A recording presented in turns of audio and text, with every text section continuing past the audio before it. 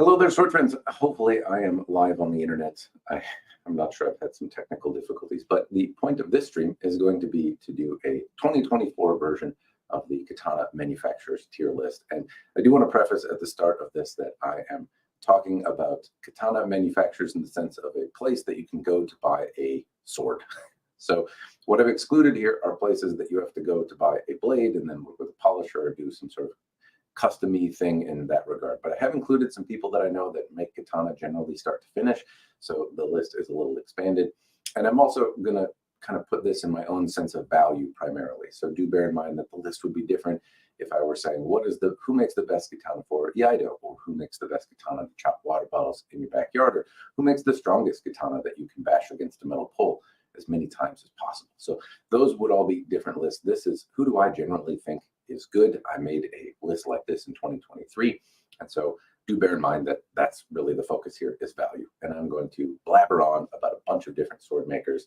And hopefully it is useful or interesting. That's the goal.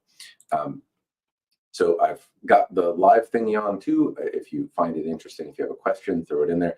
I'm going to try and stick to alphabetical order. So in theory, I will have timestamps for anyone that wants to watch this later, which is going to be really tough to do if I bounce around because I can't listen to it and listen myself talk anymore. It's too tough. Anyway, so that's the gist. Also, I've linked in the description the tier maker list where you can do your own tier list. And honestly, I would really encourage, I'd love to see actually other YouTube folks, other sword reviewers, other folks out there make their own videos like this and give their impressions on who makes the best sword and who does this, that, or the other. And hopefully there's more of these. It seems to be an interesting thing.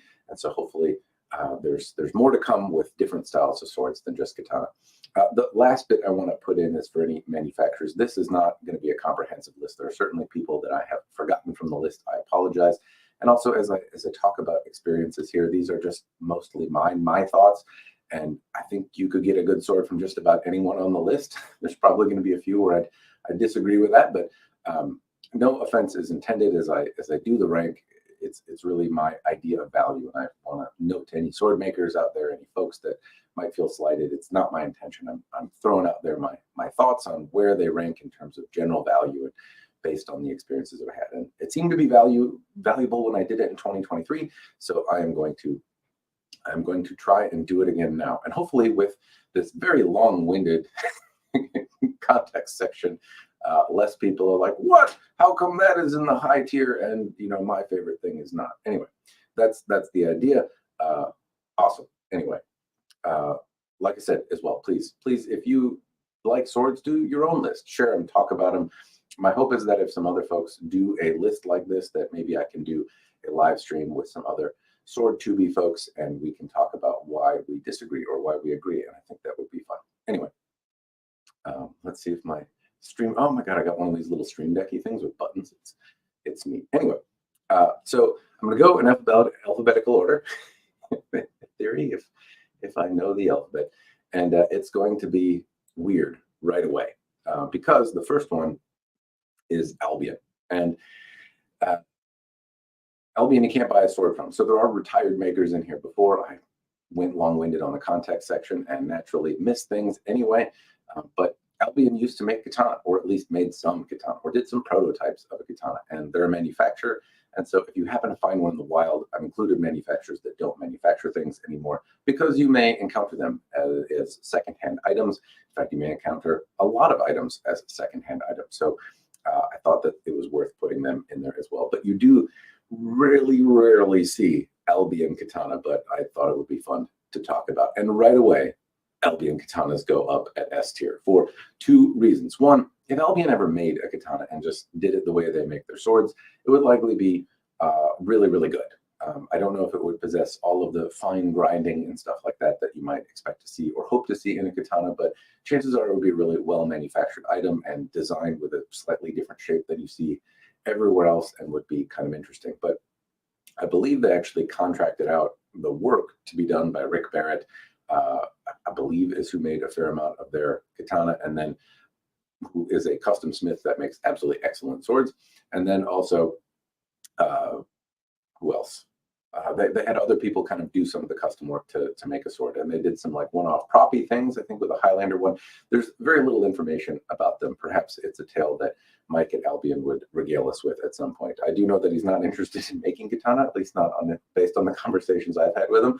But the ones that they did make, if you encounter them in the wild, are absolutely excellent swords because they're made by very renowned craftsmen and are really quite awesome stuff. So it's also just a fun one. But yeah, the next one, all the ones that are kind of weird can of worms situation here, is Angel Sword is next. Now, Angel Sword was on the list last year. I gave them a C tier, and I would keep them in the C tier.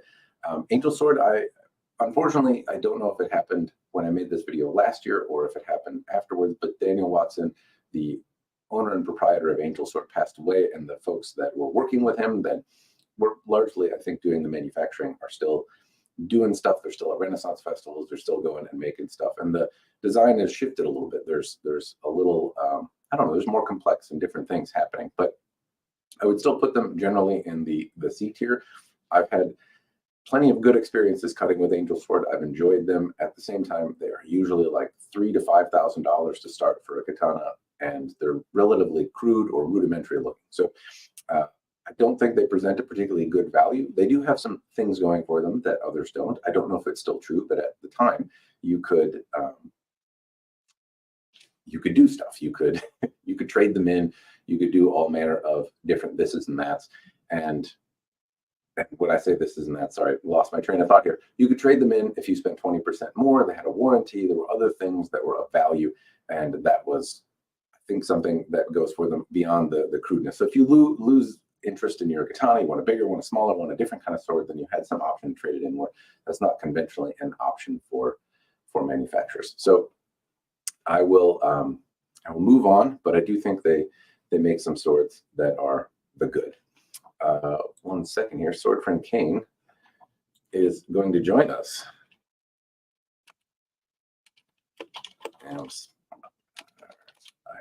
Naturally, I do want to preface before I bring sword friend Kane in that I was thinking about doing this stream with a few other people, but the list is really long and it'll go on for 5 hours. And in the back of it, I didn't have a video ready, so I just said, I'm going to do it right now, and then said, I'm going to go live right now. And if you want to join, go ahead. So Sword friend Kane got no preparation whatsoever for this conversation other than some little back and forth, but I will welcome him to the stage here. Sword friend Kane, you are on, and welcome to the live internets. Hello there, sword friends. Can you all hear me? I'm here to promote this this big ass katana I was reviewing. You can see in the background I was editing, and it was gonna get released today. So still gonna. Yeah, this is the Ryu Sword custom roll cut katana. That's about twice as wide as a conventional Nihonto. Yeah, but these are still being made today in Japan. Yeah, that's a big sword. We're not at Ryan Sword yet, though. I can't bounce around Kane, otherwise I won't be able to put in timestamps. But that does look pretty cool. Okay. Do you want to? Are you coming in for a quick plug, or do you want to stick around and pontificate on the ideas of various katanas? Yeah, let's go on. I think people will know me eventually if they don't already. All right. I didn't put your links in the doobly-doo below, but I will get your links. This is Sword friend King, for those of you that don't know. A welcome secondary voice to my rambles here. But he can join in as well as anyone that wants to. You know, if you want to join the stream and give your thoughts on things, have at it. I can send you a link if you do channels and stuff. But I'll link Sword friend Kane's stuff in the description down below eventually when I get off the stream here. But he has a YouTube channel. Check it out. All right. The next one I had, Kane, before I move on, did you have any thoughts on Albion as a katana maker or Angel Sword as a katana maker? Well, I didn't know before you brought it up. So I check out their offering, the Highlander katanas. Yeah, it looks nice. And I trust, based on their track record, you can trust them on everything they make. They put in the research, and they're going to have good finish and handling, That's it. I haven't handled any. I haven't even seen any before you send me those pictures. So it's a fair point you're bringing up, though, that reputation for a manufacturer goes a long way, and you draw some kind of, or rather, you have some assumptions going in when a manufacturer does consistently excellent work. That even if they kind of go off script a little bit for what they typically do, you kind of expect that same level of excellence. Right. That's basically where I am. About Albion. Hope it would be excellent. All right. Well, the next one I've got on the list is APOC, and this isn't a brand that I had on the list last year, but one that I have gotten a chance to play around with a little bit, and I would put this on, honestly, the A tier for value. Now, I got one APOC katana to check out, and I released a video on it, and it was under $200. It was durable. It was fun to cut with. It came sharp. It was easy to maintain and work with, and for at least what it was intended to do, which was, you know, the zombie apocalypse kind of thing. It was inexpensive, durable, and actually felt like a weapon. It was nimble to move around. So I don't know how great it would be at crushing zombie skulls, but if people were attacking you, or you needed some sort of thing that you could manipulate that would hold up well with relatively simple tools, I thought it really did a great job hitting the marks that it was intending to on a budget. And so, since this is largely value focused, that's where I stuck it. Do you have thoughts on APOC? You think their heat treatment can be a little bit more refined? Because I've seen some of their 9260 steels fail basically after a few drive strikes, but yours held up. So I guess that really depends, right? Like, but in general, design is good. It's I think it's efficient for a budget, survival katana.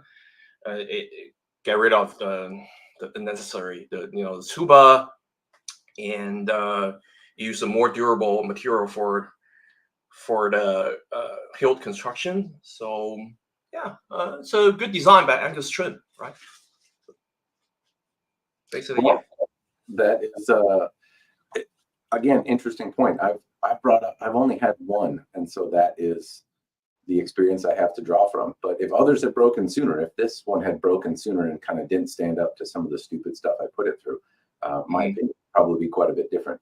But as it is, I'm going to have Kane go through. But even though I'm not changing my scores, I do want to really put an exclamation point on. I appreciate all the thoughts and the history that you know about other experiences than mine. Also, sword friend Kyle, Alien Toot, has joined, another fun sword tuber. I'm going to bring him in. Again, I do want to preface for any additional folks, this is really rude of me. I just threw in a chat, hey, I'm going live on the internet. Join if you want. And so my fellow sword tubers over here have not had a chance to prepare for this. In fairness, I didn't really prepare either. I was just like, I don't have a video. Let's go. But be kind. Sword friend Kyle, Alien Toot. Incidentally, I will link Alien Toot's channel down below. Eventually, at some point, he has a YouTube channel. Check it out. Kyle. Hey guys, are you able to hear me okay? Sure can. Yeah. All right, cool. Any thoughts on who's up on the list so far? So I have to echo Kane on Albion. I was not even aware they had ever made a katana. The tier C, I can't read that. Angel Sword. Angel Sword. I would probably put them lower based on pure reputation, but I have no experience with them. And APOC, the thing I wanted to bring up, I don't have any APOCs, but they are designed by Gus Trim, which I find fascinating on a katana because he's not a katana maker per se. I'm sure he has plenty of experience, but it's interesting to me that he would design a katana for a brand when he's much more known for European style swords. Yeah, he's a smart dude. I have no doubt that he's capable of designing a sword and having it be good. I was really surprised, at least with the APOC katana that I had, and I don't know if it extends to the other models, but so often these kind of camp zombie tool end of the world scenario things tend to be big chungussy swords, and this one was durable more than it needed to be and kind of elegant feeling. it remained a weapon, and that's kind of what put it in the A tier for me, is that it did the job that it was supposed to. It was at the budget it was supposed to be, but that it actually like kind of exceeded my expectations and how it felt, especially in relation to the competition. But anyway, that's probably enough about APOC. I do want to preface that I'm going to make a tier list and then put a score up because my channel, my tier list. But I'd love it, Kane and Kyle, if you made your own, and I'm happy to join in and blab while you do it too. But make a tier list, and then we can certainly come back and gab about why we hate what we hate or love what we love. The next one that I have though is Badger Blades, and this was a D tier for me, and remains so. Now I have had one additional Badger Blades sword.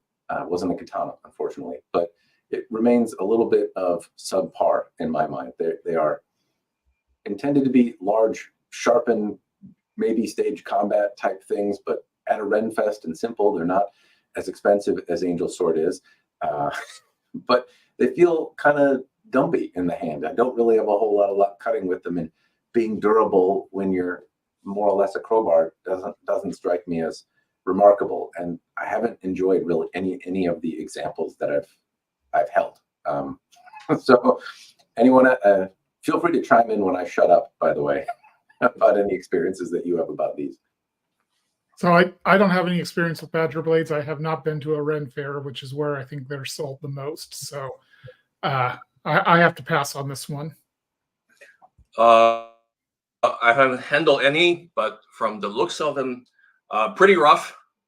Very little understanding of actual sword making. So I'm going to say, yeah, D, if they don't fall apart immediately. Yeah, basically. Well, to their credit, they have not fallen apart even a little bit. Right. But it's also, it feels like I'm swinging around a shovel from Home Depot sometimes. The next one is Balur Arms. So they've started making katana, and this one I have to put a little. I don't know if I can even rate it because I haven't played with a katana from them, but I have played with other swords from them. So this is one of those things that I think the katana are made. I'm gonna probably put it on the C tier, but that is largely based on the experiences that I have with their European swords, and I feel a little dubious about this one because I think they've worked with Balur Arms, as I understand it anyway, is like the private label product of Cult of Athena, the in-house brand, if you will. And they work with a number of different manufacturers. And so I don't think really the experience I have with their European swords translates particularly well to katana. But they have put some emphasis in reworking and doing and improving. I've seen improvements from the European swords that I've owned from Cult of Athena and how they've kind of moved along in their manufacturing process. So even though I haven't had a Balur Arms katana, I'd probably say they're likely to be around this range. So I think I've probably reviewed more Balur Arms swords than pretty much anybody, but those are all European swords as well. They've certainly moved around manufacturers a lot, and if anybody's interested, like I said, I've reviewed a lot of them, so check out my channel. I go over the history of Balur Arms quite a bit in those videos. Their katana, to me, look like they are pretty much bog standard Longchuan katana. Very similar to the stuff you can get from the drop-down custom makers like Ryan Sword and and such like that. I don't see much of anything that, just from the pictures, that sets them apart or makes them stand out in any way. I think a C tier is probably a pretty solid guess just based on what we can see from pictures. But again, no experience with them. I have liked the pictures that I've seen. They do, to your point, Kyle, look like a kind of some of the drop down options. But as I compare them to some of the other, items that I've had from, say, Iron Tiger Forge, which I used to think was an in-house brand. I don't know if it is for Cult of Athena or not. The Idomaki looks better. At least the assembly of things looks improved, and that could be because they moved to a different manufacturer, or I'm not sure. Or picked a good one. Not entirely sure. They have a checklist of a feature they want to include, right? So basically, they all have nickel in the blade, so the muscle before the edge, kind of a convex grind, and geometric Yokote. They have, it's a defensively hardened, so it's and their fittings seem to be reasonably cost. So I think based on the feedback I have heard, they have improved over time, over iterations. The first batch a little bit rough, the transition from the Itomaki to the Fujikashira a little bit, it has some ledges. Now they have got rid of those jarring transitions. Seems a little bit more flush now, and the performance seemed to be okay. And so I think that's above average, right? Like above average Rongchen Katana. Well, I hope I get a chance to play with one. The next one that Probably I have. What's that?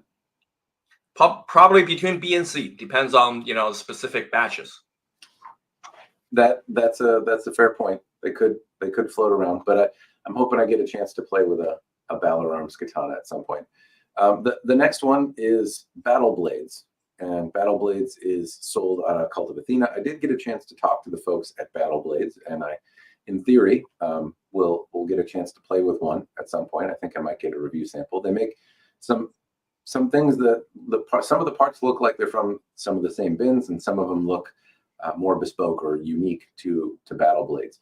But they're sold at Cult of Athena. Other than the photos, I haven't seen any, and so it's really tough for me to say much more because I haven't had anything from the company, and I haven't seen anything other than photos. So I'm sticking them in the I don't really know category. Kane, Kyle, any words from you? Looks like a premium level of Balur Arms. That's it. Yeah, they sell at a considerably higher price. So like around, I think starting around 700 up to into the 1500 range, I think, if I'm remembering right. At that price range, you need to justify your price, and I don't know if they do or not. Scholar reviewed one Tamahagane from Battle Blades, right? KOH one, and the blade seemed to be good, and they reached a consensus. They got two Japanese war friends, but the hilt is kind of a letdown. So for like $3,000 price tag, take it what you will. Yeah. The expectations do tend to be high when you get to that range. Right. But until I see more, I can't offer much more comment. The next one is BKS, or Baltimore Knife and Sword. And so this one I also put in the C tier. Now, I have played with some Baltimore Knife and Sword. I've gotten a chance to, I've had them pass through my collection, but not the katana. I have played with some katana. And my impression of them has been that they are basically what Badger Blades isn't. They seem to have a little bit more command of maneuverability. They also seem to be quite durable. They seem reasonably well made. They seem to also be around about the same price point, but just a better option, at least in my mind. They have different unique shapes, and every now and again they do something really zazzy and cool, but they're almost all like one-off kind of things. I don't know if they have a model exactly that you can go buy, but every now and again there's katana-esque things that are made, and I don't know that they've been for me, but I have generally enjoyed them and think that they're asking a fair price for them. Well, I think BKS for their stock models for sale, if you go on Call of Cena for their in stock models, they kind of are just like machetes, right? Like, they have a sheet of steel, then they grind the edge on it. There's no proper geometry or tapering, mass distribution. But they have master smiths working on customs, and those are really well made, right? Like multi-$1,000 tier offering. So it's just completely different from their stock models. So I don't know what to think of it. Like, are we talking about what they are capable of, or what they are actually outputting onto the market as their standard models, which sell for pretty considerable sum, right? Like $800, that doesn't give you anything. But then if you spend $5,000 or $6,000, it could be amazing. I think the at least what I'm going for as I'm looking at this list isn't rating them on the maximum potential, but just my general feeling of the average sword and how I perceive it as a value. I think you could, at least I would argue that I thought they were more in like the $400 or $500 range for some of the basic stuff that I've seen at a Renaissance festival. And yeah, they don't have the kind of conventional dimensions of a sword, but they also don't look that way either. And if you look at some of the $5,000 or more custom options, one of a kind things that come up, I could certainly see that being a value though. A long time ago at Renfest, at least not the one that Ilya made for like the show, but something very similar, either an earlier version or something like that, was in a glass case at the Renaissance Festival. And I remember I asked to see it, and the guy just said no. I was like, but like I'm a buyer. Like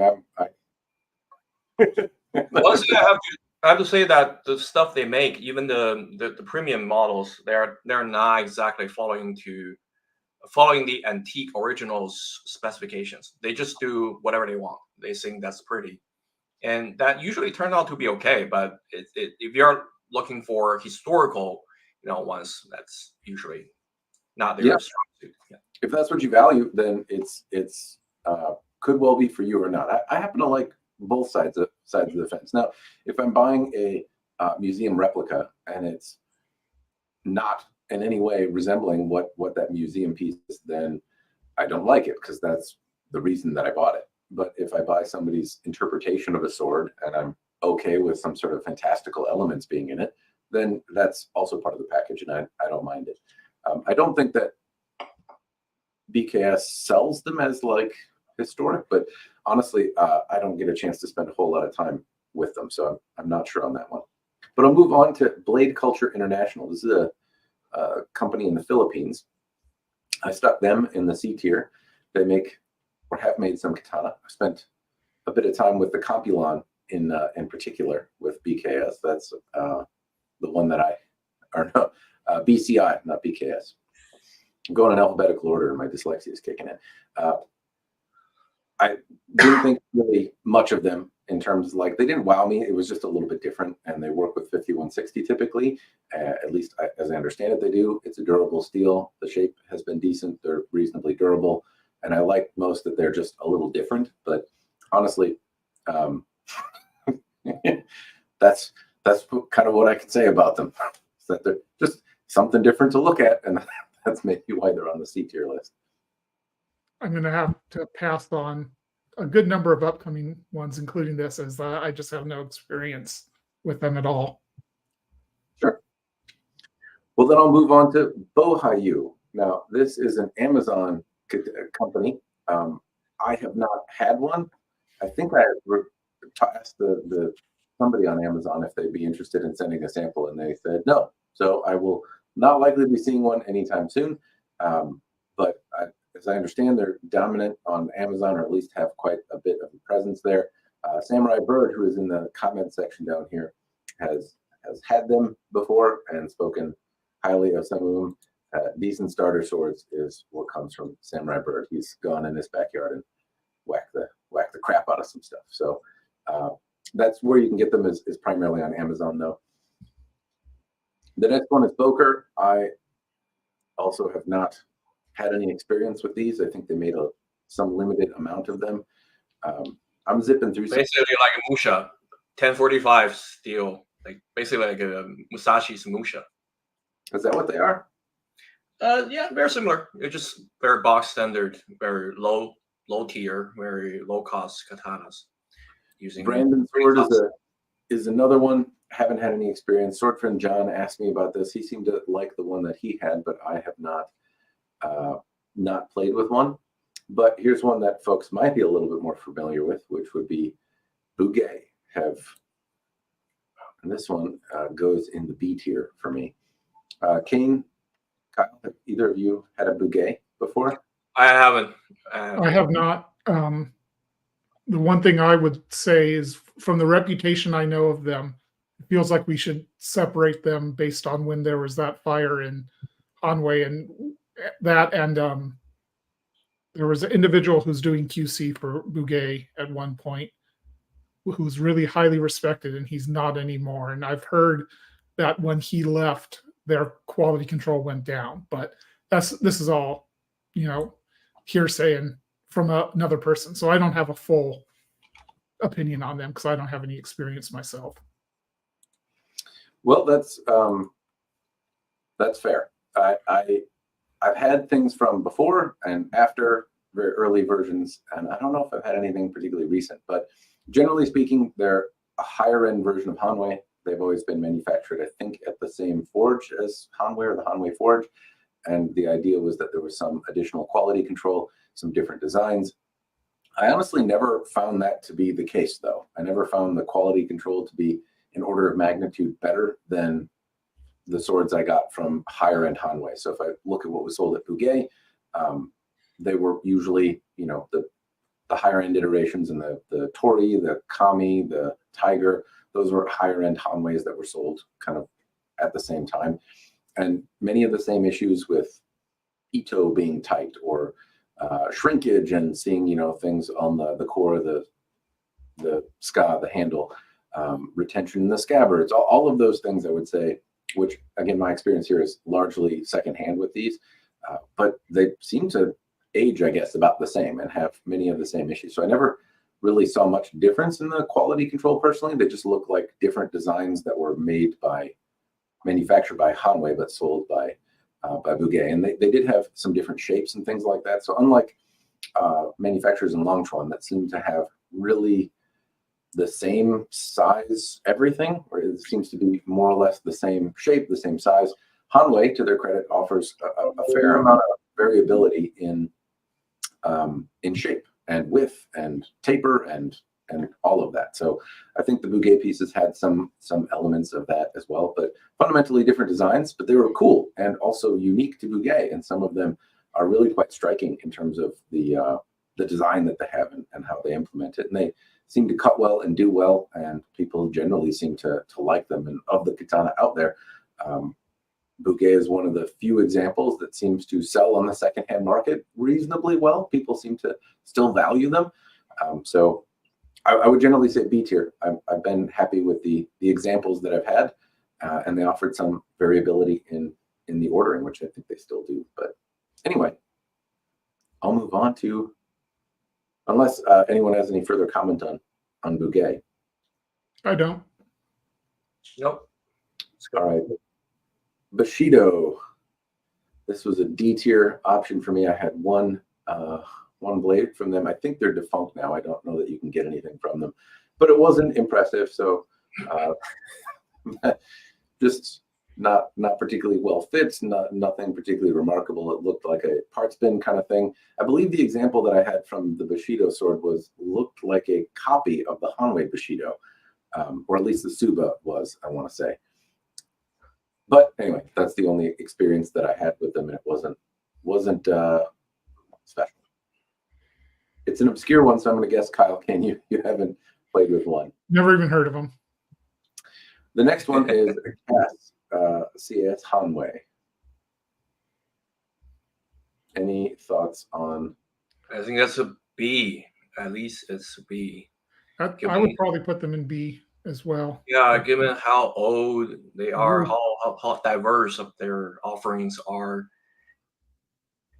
from the very entry level ones for practitioners, for higher end, made of various steels, L6, even Tamahagami, or some Swedish powder steels. I mean, their fittings are rather unique, right? And reasonably well casted, and fit and finish is generally pretty good.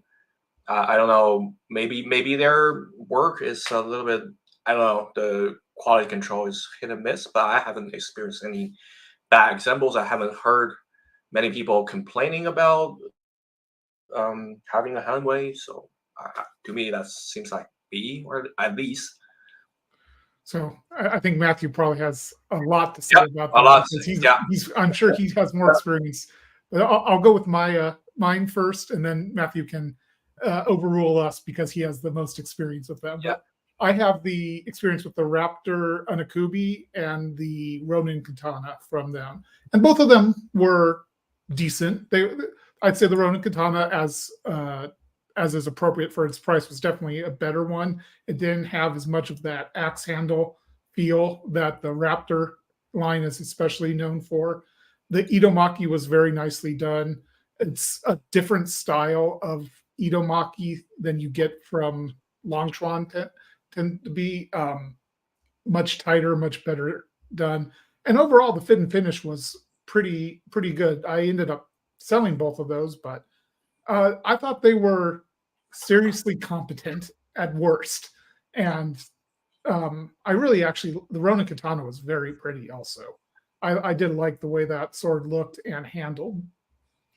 And just to preface there, you're talking about the Ronin from Hanwei, like the Hanwei Ronin Katana is the model name.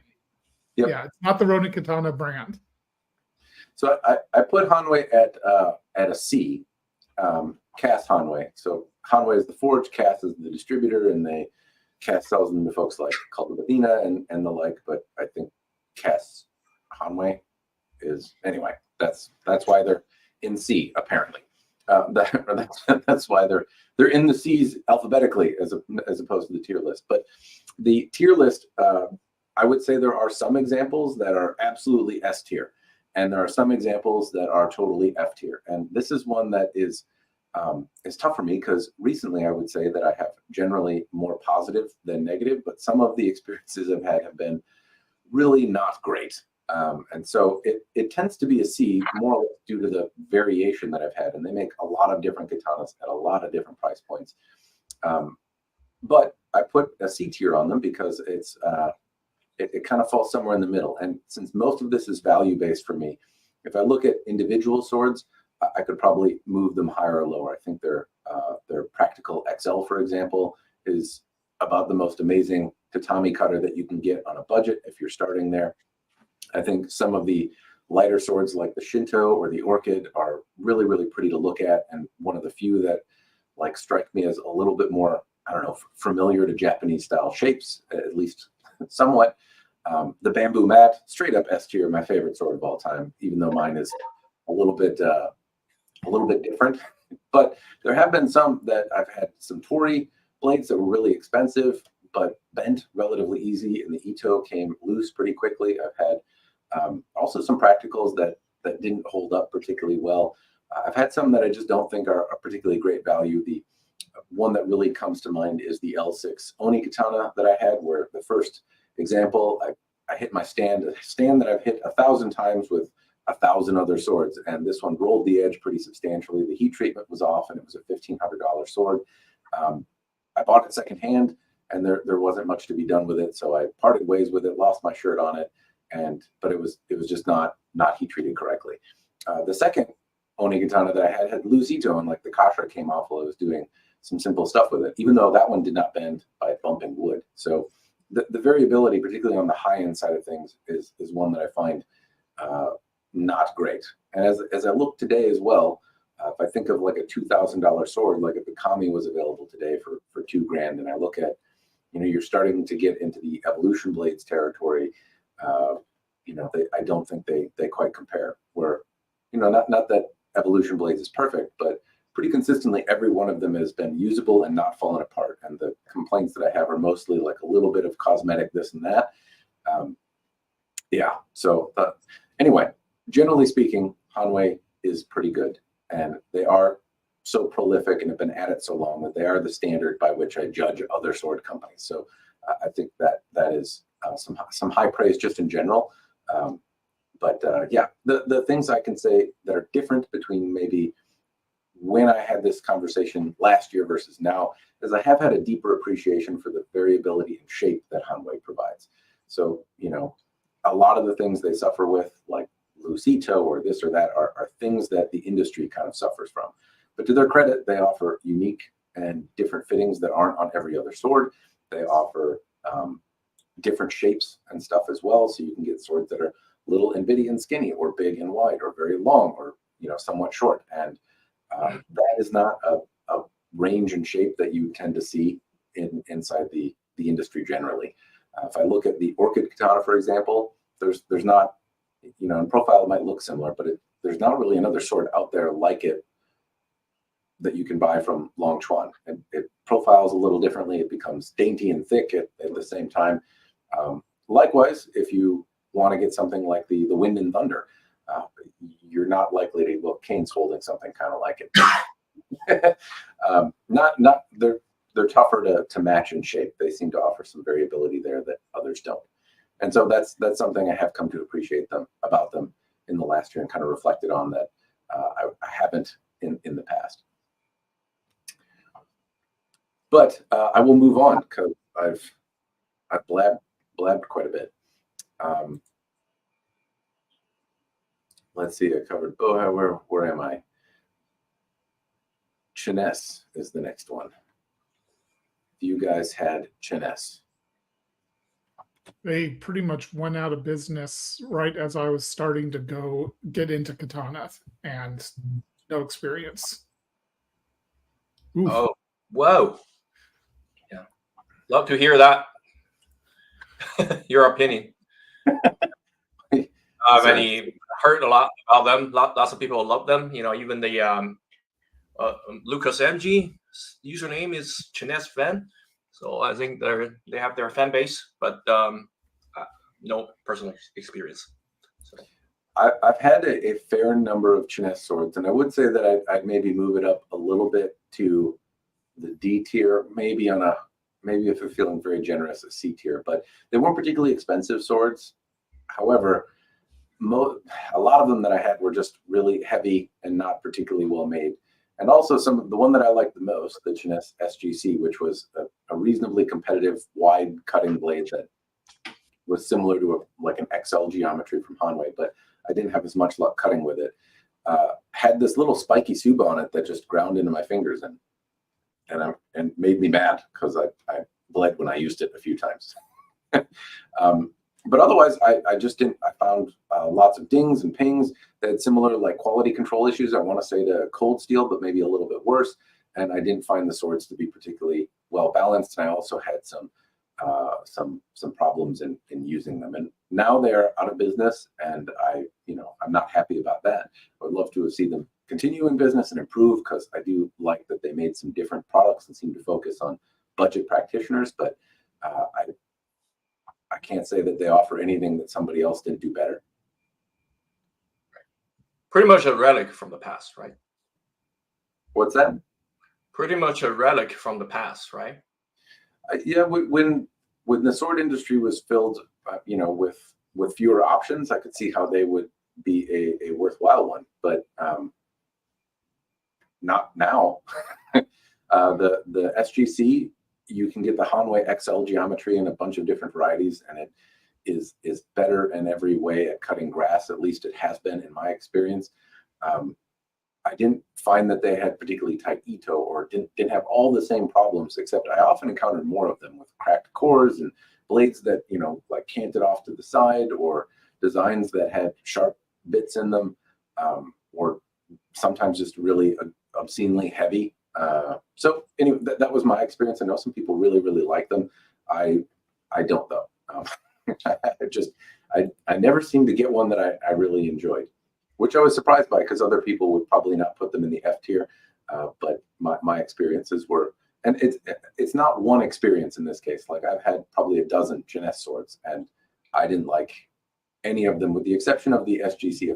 If I kept their kind of matte cutter, it was a reasonably effective cutter. It wasn't terribly expensive, and other than ripping my knuckles apart, it did cut reasonably well. So replacement of a Suba might do that, but yeah. Anyway. To answer real quick, to answer a question in chat, that super wide blade that Kane has is a Ryan Sword custom that a friend commissioned and sent to Kane for review. Yeah, the Motohaba is 5 centimeters, so basically 60%, 80% wider than the average katana. Yeah, we're gonna get there. We're gonna get there. Ryan Sword is in the R's. I'm trying to do them alphabetically. I think I already screwed it up, but that's so I can hopefully find and do timestamps, which was resoundingly the #1 thing from last time I did this video. Anyway, Citadel is the next one. any thoughts on Citadel? No experience. Seems like a S tier from what I've heard, but that's just Yeah, I'm gonna go S minus. This time last year, it was an A tier. This year, I think I'd move it up to S, but that's because of everything inflated in cost. And so as I was thinking about would I rather have the Citadel or an Evolution Blades, then my mind generally went to the Evolution Blades, and they were in the same price category. But now I think Citadel is, at least you can find some of them on the secondhand market for $1,500, something like that. They come up at least sometimes. And I don't think that's the case with Evolution Blades very often. So they are an excellent sword. They cut really well. They're really well made. A lot of the pros that I would talk about on a really high-end sword and things that I would complain about are very nipped and tucked on a Citadel. Not quite to the same degree as Evolution Blades, but still really, really well made. And they do some other things like make handmade furniture, so hand-carved. And that adds an element of interest to me that isn't present on some of the other stuff out there in the high-end category. So I would probably move them up in comparison to last year. I think they've become a little bit better value, just more or less because of how the sword market has changed in the last year in pricing. Cloudhammer. Cloudhammer used to be Byzer, now Cloudhammer. good. What do you think? Deep story katana from Cloudhammer Steelworks. So I'll go first. I think they are capable of executing some complex geometry on the blade, and fit and finish is better than average. Tsukamaki is pretty tight, relatively well executed, and but it seems to me that they have two principal makers for blades. One is in Vietnam for mono-tempered blades. One is in Xi'an in northwestern China. And from what I've seen, all the mono-tempered ones made in Vietnam have very durable blades, right? Either XM104B, which is a Japanese 2 steel for their just edge holding ability, or the S5, which is extremely durable, right? Like one of the most durable, well heat treated blades on the market, and they're for their price, right? Their price are pretty reasonable, from $400 to $700, but I experienced several of them, and they all seem to have some kind of convex distal taper in the blade, which makes their blade, like for their weight class, a little bit less maneuverable, less nimble than usual blades. Also, I don't know whether it's just me. All the swords I received from them, I received several, have somewhat dull edges. So I have to manually sharpen them myself before I cut anything. I don't know why that is, but apparently, to me, that sounds like for their offerings, right? They are executing some like deep story models that's not made a lot, very common on the market. I have another one, has a different story, has a very curved handle, right? But to me, that sounds like a A- or B+ maybe. I'll jump in and say I've only have experience with one of their katana, which had been sent to a few other reviewers first, and at least somebody had at least stropped it up, so the edge had been touched up. So I can't comment particularly on the edge. I will say, just like Matthew Jensen, I love the leather Edo wrap they put on it. It's got such a comfortable feel to it, and very different than other leather Ito that I've seen.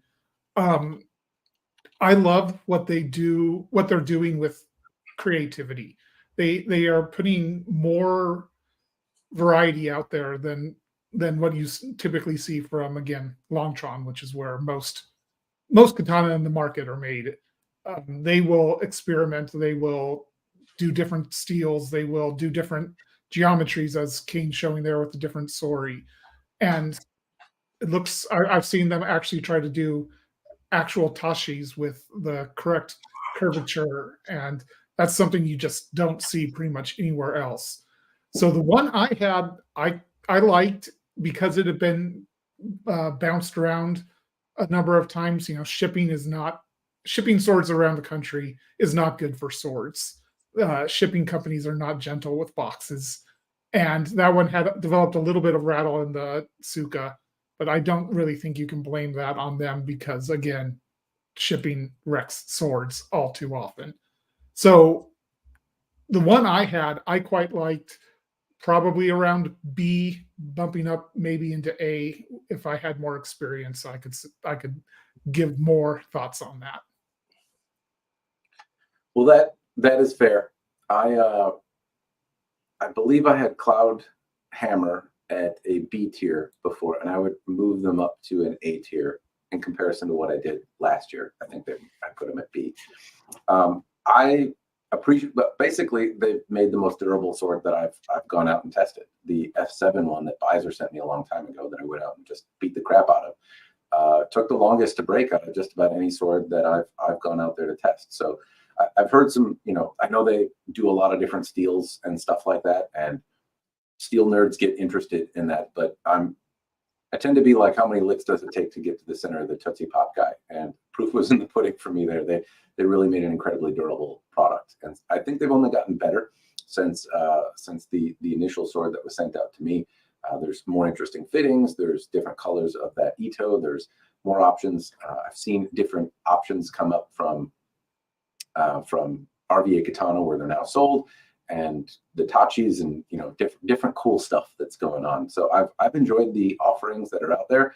I haven't had any that have come dull or have been really problematic. There's just little things I would say that keep them from being maybe moving up a tier, like little transitional things that are I think beneath them, little issues in the fit and finish that would be nice to see improved. And I'm pretty confident they likely will over time, because that's the way it's been going. They seem to continue to make better and better swords. So I would put them in that. But the main reason I would probably keep them in the A tier is, they've stepped up, but the real meat is that they make really durable swords. They make, if you're looking for, if that is what you care about and what you really want emphasized, then it's tough to find a sword out there that is more durable than that. A recent video by Shadiversity, he was whacking it on stone and doing edge-on-edge contact, and the sword has made other cameos and other stupid cutting feats that have been done, and it continues to be a workhorse for them. And so they didn't break it on a metal pole, but they did do some really dumb stuff, and so it seems pretty consistent. It wasn't just like the one I got is durable. They continue to make very, very durable things, and are improving on the other things that make a katana cool along the way. So I'm eager to see them improve. Before I move on, though, they lasted the longest, right, in your destructive tests? Yes, I think for katana now. What needs to be said about my destructive testing is that there's a ton of variables. The stuff I cut, me, if I'm drunk or not, there's all manner of things going on in the tests. And there's also a ton of footage that people don't get to see, because I do try to consolidate and whatnot. So if you're watching me cut, then you're getting hopefully some impression of if it's good or not. But if you watch me cut over a decade and say, well, the Ronin Katana did this, the Byzer Cloudhammer now did that, and the Shadow Dancer did this, and the Zombie Tools did that. Talking about all the durable swords that I've really pushed to failure. It's tough to compare that footage and say like one did better than the other. You might know something I don't, but the Cloudhammer one in particular, like the stuff I did to it was pretty silly. I was swinging really hard. I was being very, very aggressive with it. But it was also a little earlier in the Croquet Stake of Doom time. And so now I'm a little bit more comfortable with where those swords are going to fly. And I would say that, subsequent tests later, I'm a little bit more comfortable putting a little bit more chutzpah in it. So I was doing that with other things on the testing, but I would say I was maybe not swinging as hard as I do now on the Croquet Stake. So there's things like that I think to keep in mind. So when I say like it's the most durable, then not by like some giant margin. The Shadow Dancer at a 7 sword is also very durable. The Ronin Katana 1060 has been very durable, but I'm not testing them side by side, so I kind of have to go with the impression of how hard I think I was swinging and all of that, and try to keep that straight in my head. Hopefully that explains some of it. Yeah. Also, one caveat that they also do lots of custom swords. So the one we are talking about are all their mono-temper steels. So they also do Tamahagane, but if you order that, that's not going to have the same. That's a very good thing to call out. Before I move on, though, Sword Friend has joined. I'm gonna. Hey guys, name right. What's going on? Hey, quick preface here. Just sent Sword Friend Andy a message and said, hey, if you want to join, so nobody gets any preparation to think about things. So, jump in, free for all. If you have any impressions about any of the stuff we've talked about already, feel free and throw it out. Otherwise, I will move on to another can of worms. Yeah, we're talking about Chinese swords, right? Yeah.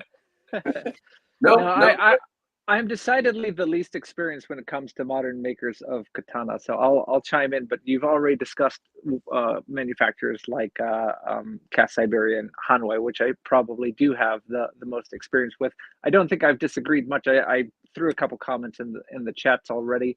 I really appreciate you guys have had a lot more hands-on with some of the brands, and I always lurk on the forums on SBG or on any of the other boards where folks have a lot of real world experience buying from these guys. And then and I appreciate perhaps the greater attention to detail that Japanese sword collectors get into when they look into it.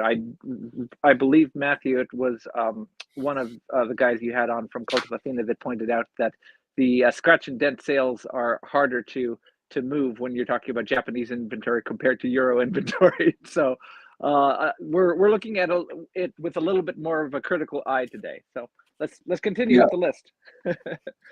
Well, I will note maybe Cast Siberia. I've had their Tai Chi Jian and the Damascus Jian, and in comparison to some of the others that I've held, they were dainty, whippy little things. I remember playing with those and taking out a chunk of my ceiling.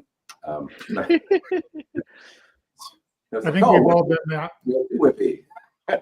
I was just doing that the other day, Kyle. I was trying to clean something, and low ceilings in the basement. I managed to put a hole up there. You're not a sword collector unless you poke your ceiling at least once. For me, it's ceiling fans. I'll move on to Cold Steel. For me, this is a D tier. Cold Steel, I think, has made a variety of swords. It seems like they've made some efforts to improve their models recently, but I can't say that I've seen it. I haven't necessarily enjoyed the models. I haven't had their newest iterations like the Golden Lion. There's some newer katanas out there, but I've had a few of the Emperor, the Dragonfly, and a number of the Warrior, the older Chesa katana, and all of them have been durable, but come with a number of different QC-related issues, and all been kind of dumpy heavy. Cloudhammer, by contrast, makes a very, very durable sword that doesn't feel dumpy heavy and is comfortable. And while I can critique some of the transitions and whatnot, they're not as problematic as the Cold Steel variety tends to be. And they're also, it's not necessarily fair to compare. Some of the Cold Steel swords are like $400. Some of the S5 swords are $700 or $800 from Cloudhammer. But at the same time, you can buy a $300 sword from Cloudhammer that's probably going to be just as durable as a Cold Steel katana, if not more, and likely not have many of the same potential QC-related issues or dumpy feeling. Anyway, that's been my impression of their katana specifically, if I keep it focused on that. Right. Anyone have all I'll add to that is their katana seem to me to be overpriced for what they are.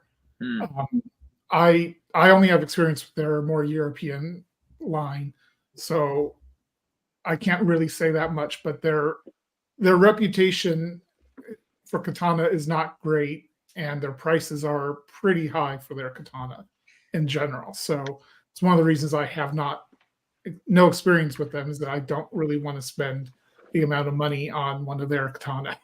Yeah, their katana and Chinese swords and medieval swords are made by Dynasty Forge, and Dynasty Forge recently shut down, and so they pretty much dumped all of their remaining models to Cold Steel. If you look at their new offerings, the Tachis, and they're somehow even more expensive than they were under the brand of Dynasty Forge.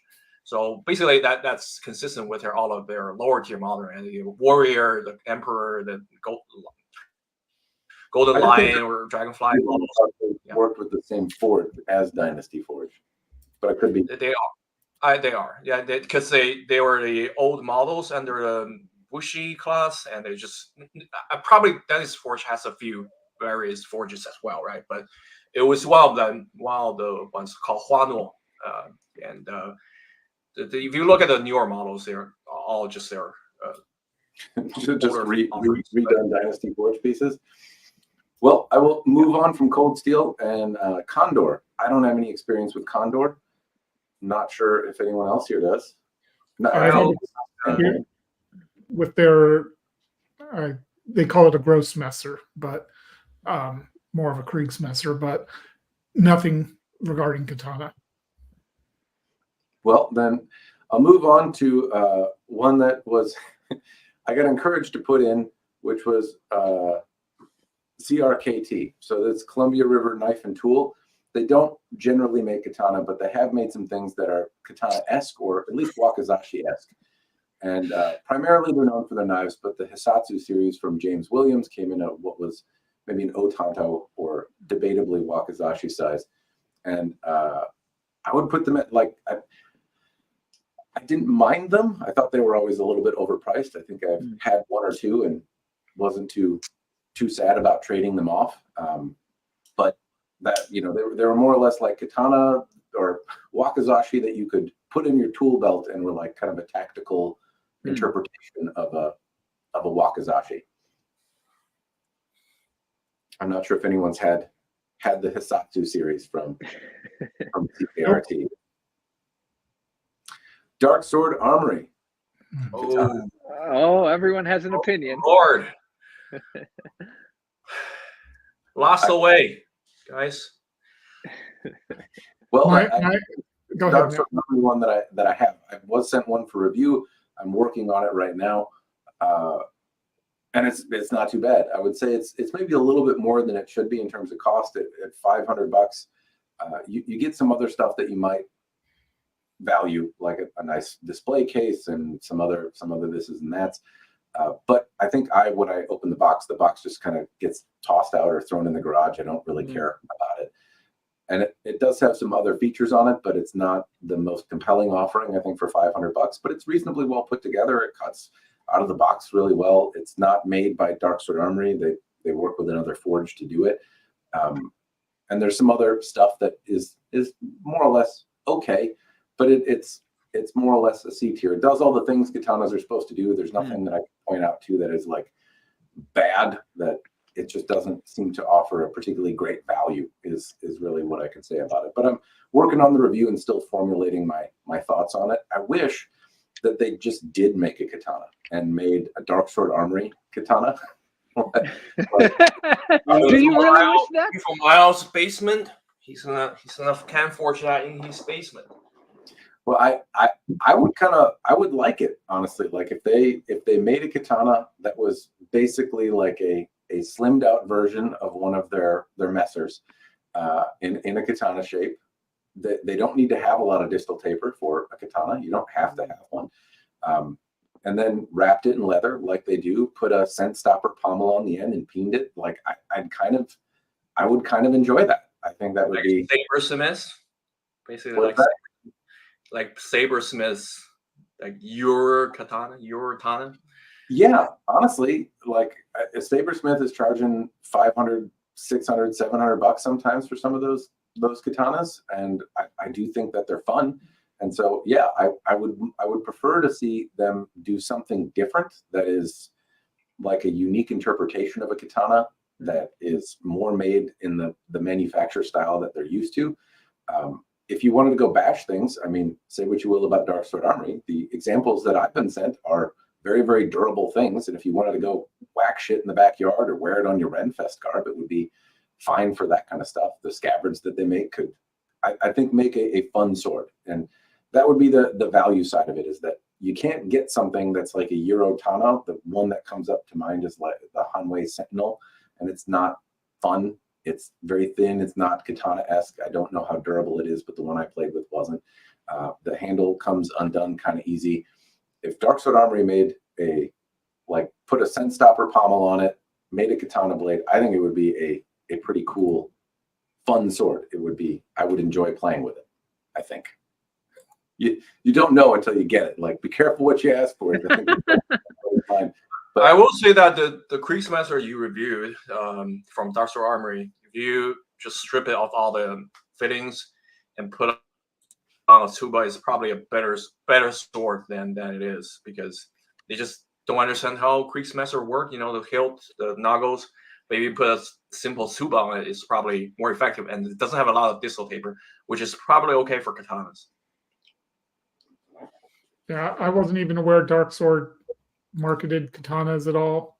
Only experience I have is with Euro, and based off that one, I would put them in F. But I don't want to talk too long about a company I don't particularly like.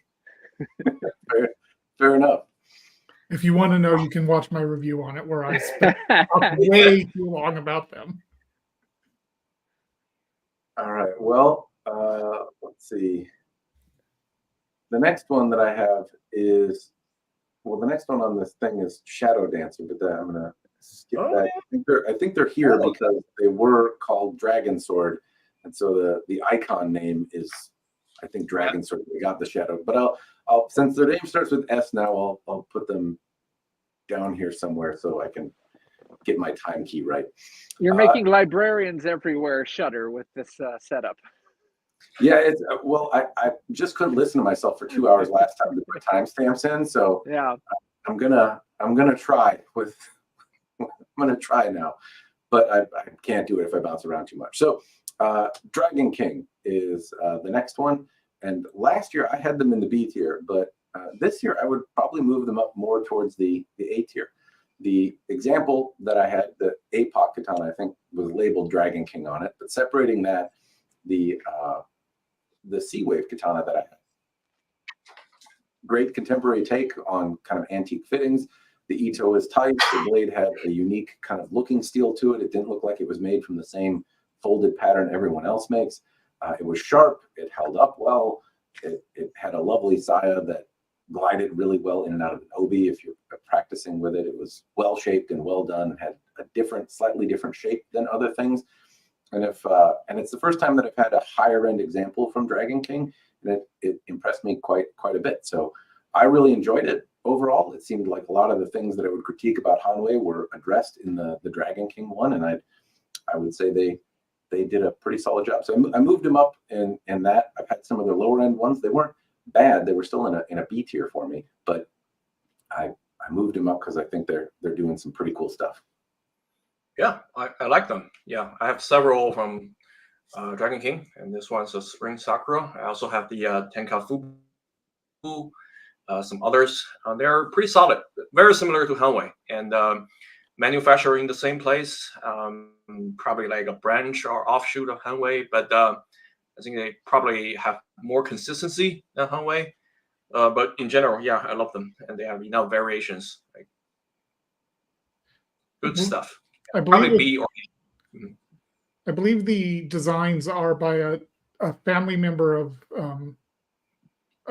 the person who runs Hanwei. I think that it's like their own branch of designs, and personally, I love their designs.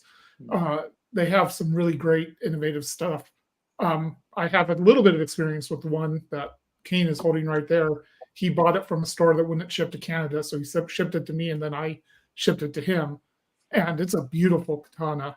I might be getting, have plans to have a Sea Wave reviewed in the next few months also. So I'll have more to say later. Someday. Maybe next year. Awesome. The next one is Dragonspring. So this is an RVA katana brand that I don't have any experience with, but I guess they're a brand that is sold at RVA Katana. I'm unfamiliar with them though. And I don't know if it's a lower end, higher end. Typically, John at RVA Katana is no stranger to popping into these live streams. So maybe he'll throw a comment on about some of the brands, because I did try to include the brands that were sold out of RVA Katana here. Dynasty Forge came up earlier. So Dynasty Forge, I put at a C. Now, if they use the same forge as Cold Steel, why the better one, Matt? Well, their base level class stuff that you find, I found very similar to Cold Steel, and they were heavy. I liked them a little more. The Warrior Katana I actually don't mind the fittings on, and I might like that more than some of the stuff that the Dynasty Forge sold in the Musha class. But I still found them to be rather cumbersome. I didn't really like them. The O-Katana was too heavy. I've had a number of them, and I would say that more or less the same experience as Cold Steel, but fewer of the QC related issues. The higher end ones, though, the Bushi class or the Daimyo class, were really, really excellent feeling. And to this day, there's fewer, like the Daimyo class, which was really expensive at $2,500 and not a particularly great value, but really, really beautifully patterned and also really well shaped and felt absolutely delightful in the hand. And it's one of those swords that, like, if I owned it, I would kind of think about sending it off and having it remounted and using it as a practice blade, because it just felt excellent. I don't know about $2,500 excellent for something that, like, it's not going to hold the value, but they could make some very surprisingly delightful feeling swords. Matt, just to clarify, you felt that the price was mostly sunk into the blade, and it was the kosher eye that was lacking on that one? Yeah, well, really the fit and finish. So they did have some, at the time, unique fittings. They copied on the Daimyo class this like eagle Suba, and then later reached out and said, hey, we copied this from a museum and thought, we did a pretty good job. And in comparison, they actually did. It wasn't so bad. There were some finger painty things that I didn't particularly like about the application of silver and gold detailing. But the Suba that they had was, at the time, mostly unique to them. But the fit and finish was really like, some early Romance of Men level. I see. Of stuff. Not kind of like loose Ito, and this is not an uncommon thing when you get like a $2,500 sword from a lot of the Longchuan vendors. They seem to have the same $100 level of finish that they do in the $2,500 blade. Now, they did offer a service, or at least some sort of partnership with somebody in the US. I think it was Aaron Justice, who would go out and fix stuff or remount them or do that, and then the price would go up. But you could get, if you were a practitioner anyway, at the time, a really, really delightful feeling sword that had a hot on it that wasn't Japanese, but was about as close as anyone was able to get out of Longchuan at the time.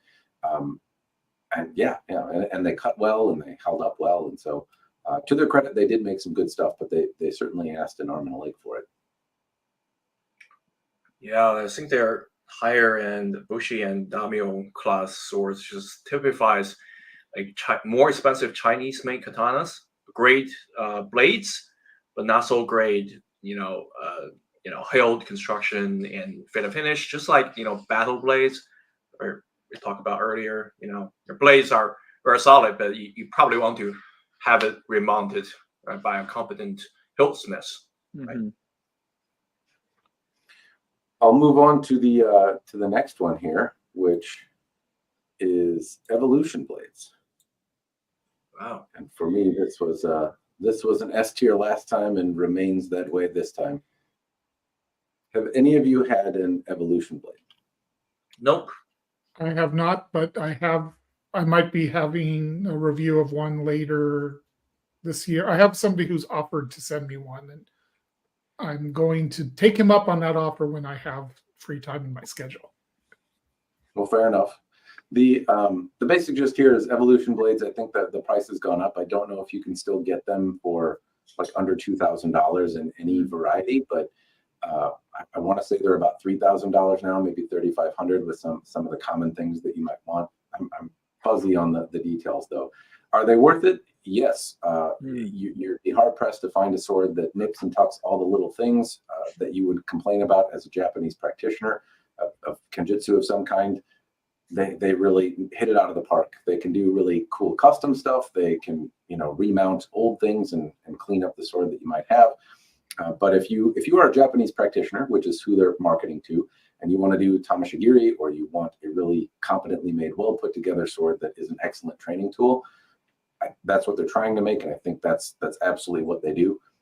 I've seen some examples that are not perfect. There's some things that, you know, even if you're spending a lot of money, you don't necessarily get perfection, but I think they come as close as anybody does for a one-stop shop where you can go and say, I want a sword, I want it for these reasons, and they can make something that's really, really, really amazing.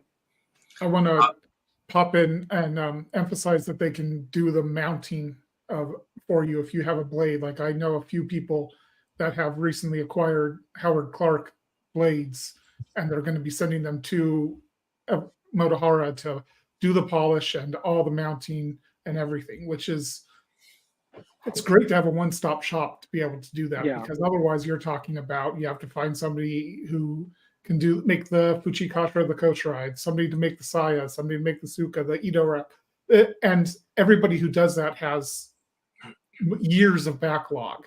Yeah. So having a one-stop shop for that is actually really valuable, and I wouldn't be surprised if we start seeing Motohara doing that more, unless it hurts their business of selling katana.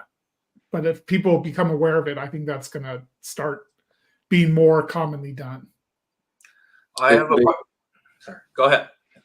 Well, I was just going to say that the only they can do some unique things. I haven't seen as much variation, I guess, from the mounting. I think a lot of people though want to practice with a Howard Clark blade and can absolutely get something done. And honestly, I don't know if anyone has asked them to do a crazy My Little Pony katana or not yet, but it'd be interesting to see. So I have a question regarding to their performance of the light matte cutter. So you cut the matte and hit the stand and it chipped, right?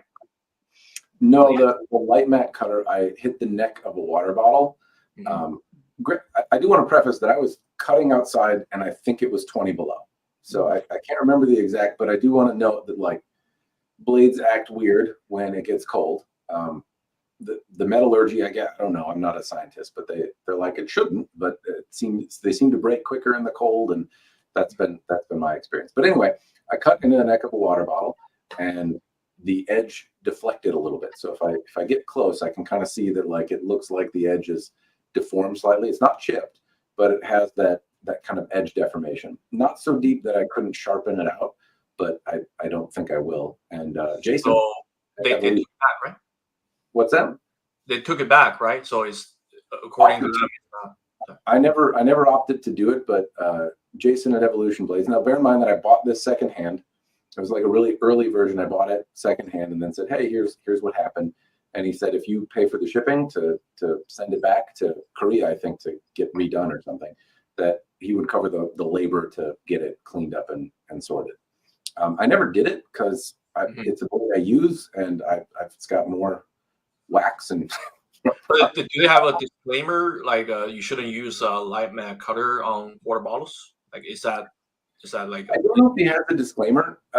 The purpose, though, is very clearly to cut tatami mats, and so I would say that just about everyone that sells, like, I've heard this from Minatoshi, I've heard it from other people that sell like really refined, not particularly high Niku edges, that, you know, if you cut in the neck of a water bottle, it's really thick, hard plastic, and weird stuff can happen.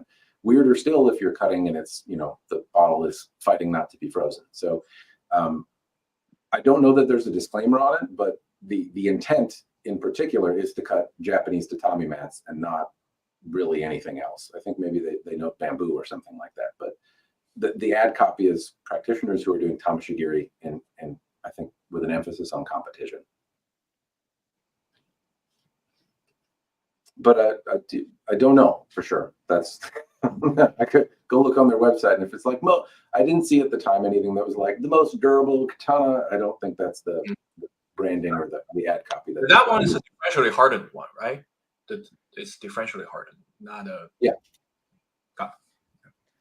Matt, you've mentioned a couple of times about cutting in cold weather. I believe there's actually been research specifically on cutting with Nihonto in colder temperatures. I'll see if I can find that research, and I'll drop it in the chat or send it to you directly after we're offline. Awesome. Yeah, it's been my experience they break early. I've heard that like the cold does weird stuff, but I recall from somebody more understanding of metallurgy than I am that the temperatures until you get to like a particular level shouldn't impact things, but that has not been my experience. Also, weird things tend to happen. So not just the breaking, but like pommels falling off. Mhm. That happens a lot more in cold weather. It could be the pressure from like the wood and things moving or expanding differently. I'm not sure, but the pommels that I've had that have just kind of gone bloop and fallen off have been when I'm hitting something hard in cold weather is a common one. Anyway, this is Katana brand, so I won't. I'm just gonna share. You see, there's a little gouge on near the edge, and that's I use this sword. It's has a very small edge angle, like 10 degrees. I cut a shampoo bottle in the snow, and I cut into the dispenser, which is like this thick of plastic, like a solid plastic, and they chipped the edge like slightly. I'm not sure whether you can catch it, but that's basically what it does in the cold. Yay, fun. I'm sure the person that lent you that sword is thrilled to hear that. Lending sword people stuff to whack shampoo bottles in the snow. Sometimes there are consequences. I see we have another guest here.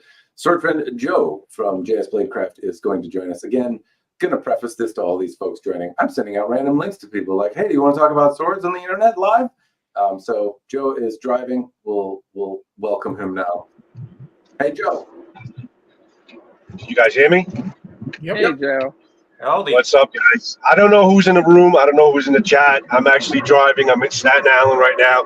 It took me about 30 minutes to get my freaking Chrome to allow the mic and the camera to go in. So finally it got in. I had to restart my phone twice. But I guess it's working. You guys can see me, hear me, unfortunately? Yep. We can. Oh, The next cool, sword cool. is Feilong. So if you can't see us, don't take your eyes off the road here. I'm trying to multitask, Matt. Trying to multitask. All good. The next one that I have up is Feilong. And Feilong I had in a B tier. Supposedly somebody will, I might get a chance to test another one. But I have very little experience with it. At the same time, it was a good sword. It just had like some meh assembly on the scout, but the blade was nice. It felt good. It cut reasonably well. And overall, my impressions were good. They charge a little bit more for these than the other stuff. But, yeah, it was a B, a solid B for me. Anyone else? I don't have any. Sorry, just 1 second. Jay, could you mute your mic when you're not talking? Because there's a lot of noise in the background.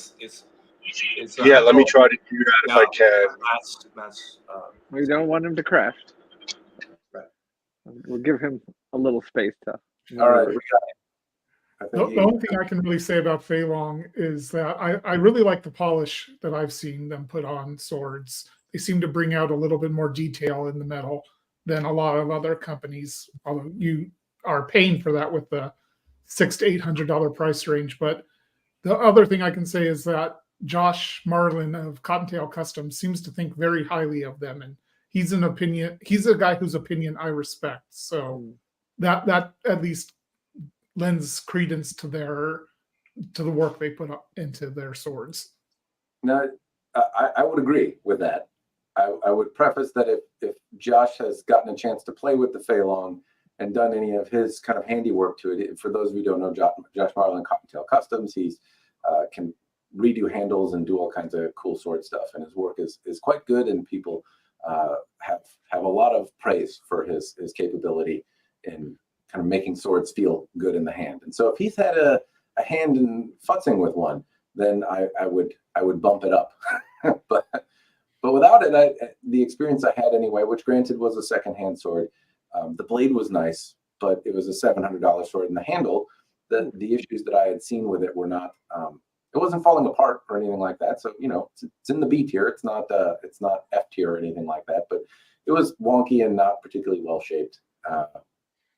And so it's hard for me to push it higher because you can get swords that have if I look at things that are like the Dragon King by contrast, the polish on the Feilong was a little bit better, but I like the shape of the Dragon King more. I like the Ito on the Dragon King more. I like the fittings on the Dragon King more. And it's granted a little bit more expensive, but I think you're getting more for it. And I'm hard pressed to say that with at least the Feilong example that I've seen, but that could change. I hope I get a chance to play with more of them.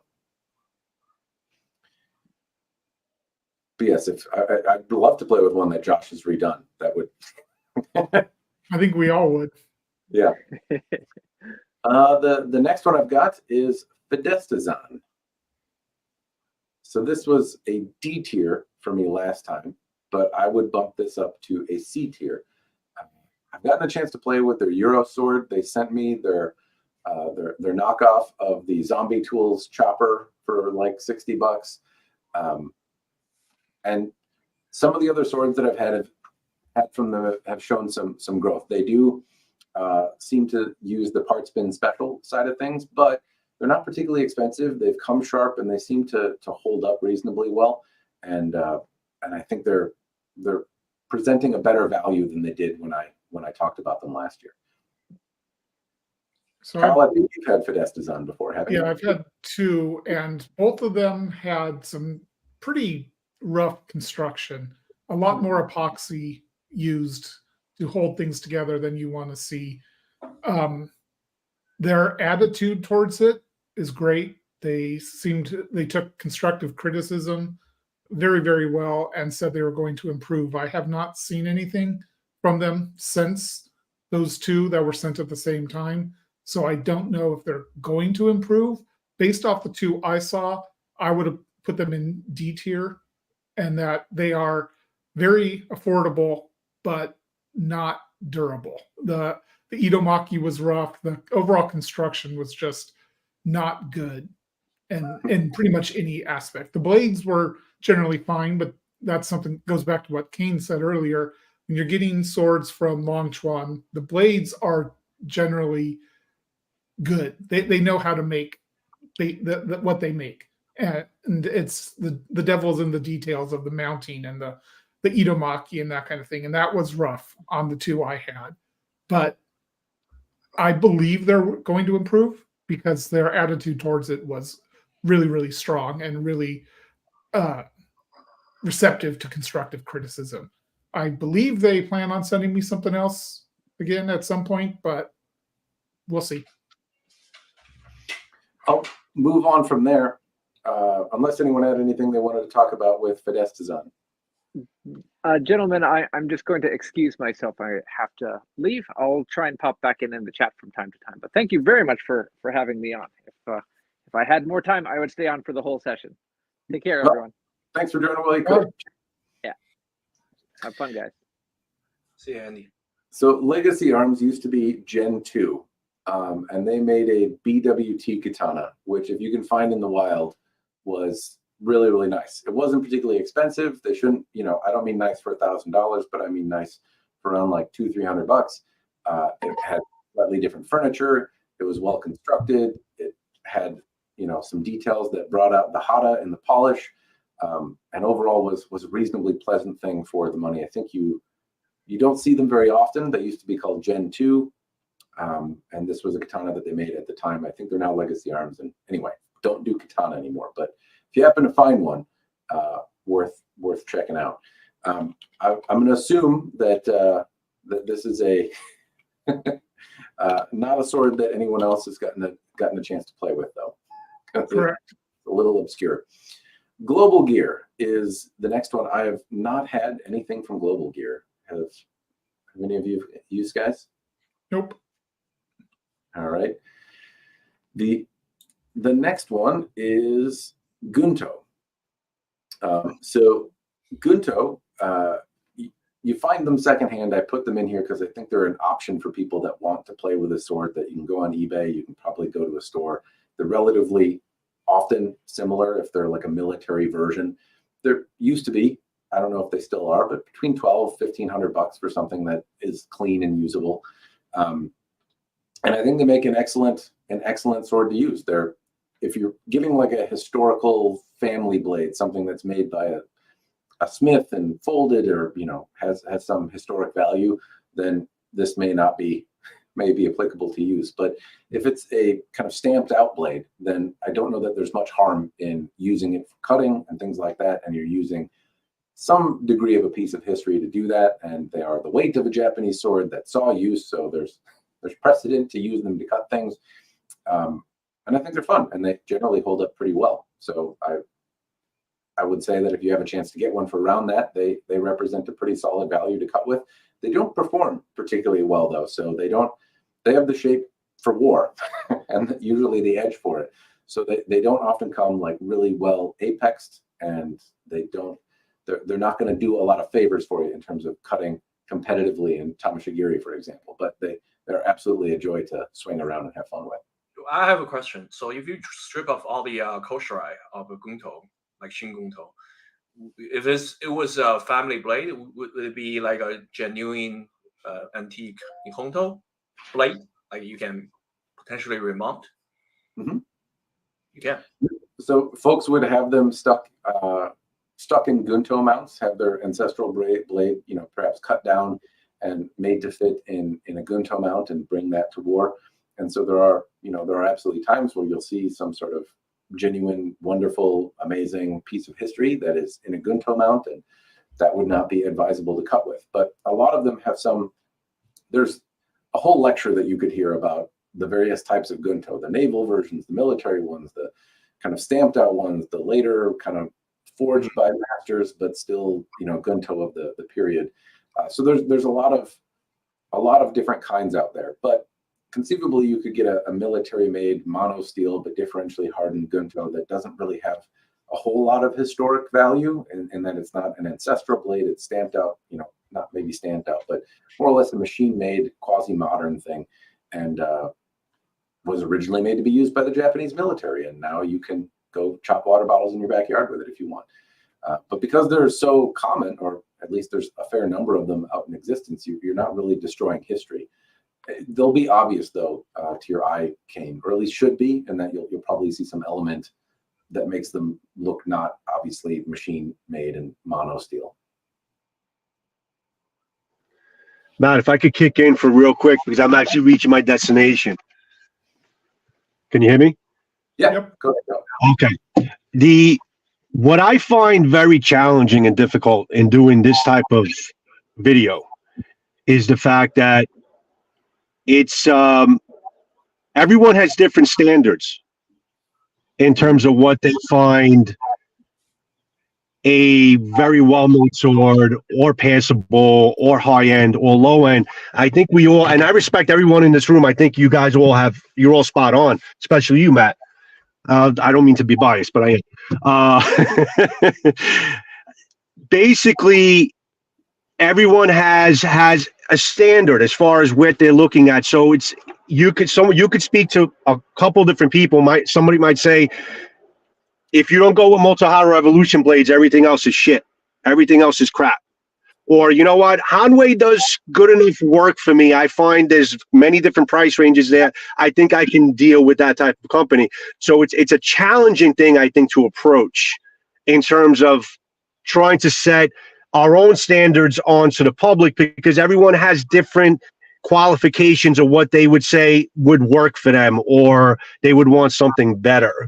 So it's a challenging thing to kind of to approach this. It's basically mass use list, but we're all using this to chime in to share our experiences. Right. But it's still these list. Yeah, I'm not changing my score for any use, guys, but I think the additional pieces on the subject are worthwhile. Right. I'm not talking in a vacuum. And Joe, you're absolutely right, though, that everyone's got a different sense of quality and a different sense of what they want. And hopefully a list like this is going to give folks at least some idea of brands they've never heard of if they're worth pursuing. And so, if you hadn't heard of Feilong before and you said, oh, there's another company out there that does like polish and that. Oh, I've heard of this Josh Marlin guy. He says they're nice. Maybe you're going to go and check them out and find something. Right. And that's the thing. It's an amazing thing because there are so many brands out there that nobody has heard of. and they don't advertise. Normally, sword companies don't really advertise, other than Mini.Katana. But normally sword companies don't advertise. So if not for a list like this, this is extremely helpful in terms of introducing a lot of these brands out there. But since I have to cut off, and I don't know if you guys went to these tiers, these particular knife sword brands, the two sword brands realistically that if I had to invest my own money in would be Huawei and Skyjiro. Those are the two companies that I would say I would have no problem investing my own hard-earned cash in terms of basically knowing that I'm going to get a certain type of product. Not to say everything else is crap out there, but those are just companies that I feel like are doing a certain price, a certain product at a certain price range that I can live with. Of course, I would love to go with Evolution Blades. I would love to go with Walter Sorrell's creations or Howard Clark or something, made across the pond. But realistically, I think those, if I could put my own 2 cents in, those are two companies that I would probably invest my own personal money in. I don't know if you guys got to the list yet on those companies yet.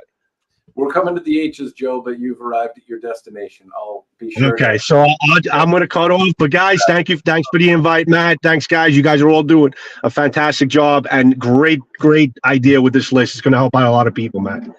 Good deal. Cheers, Joe. Thanks, bud. I'll listen in. Ciao, guys. Bye, Take Joe. care. Moving on from Gunto, we've got Handmade Forge. Has anyone had a Hanban?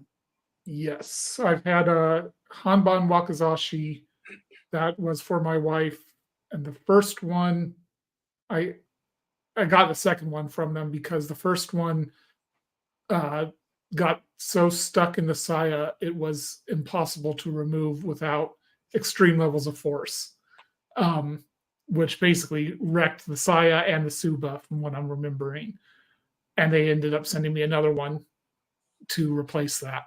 I find them to be right in line with the other drop-down makers. Same price range, same options, same Fuchikashira, same everything, really.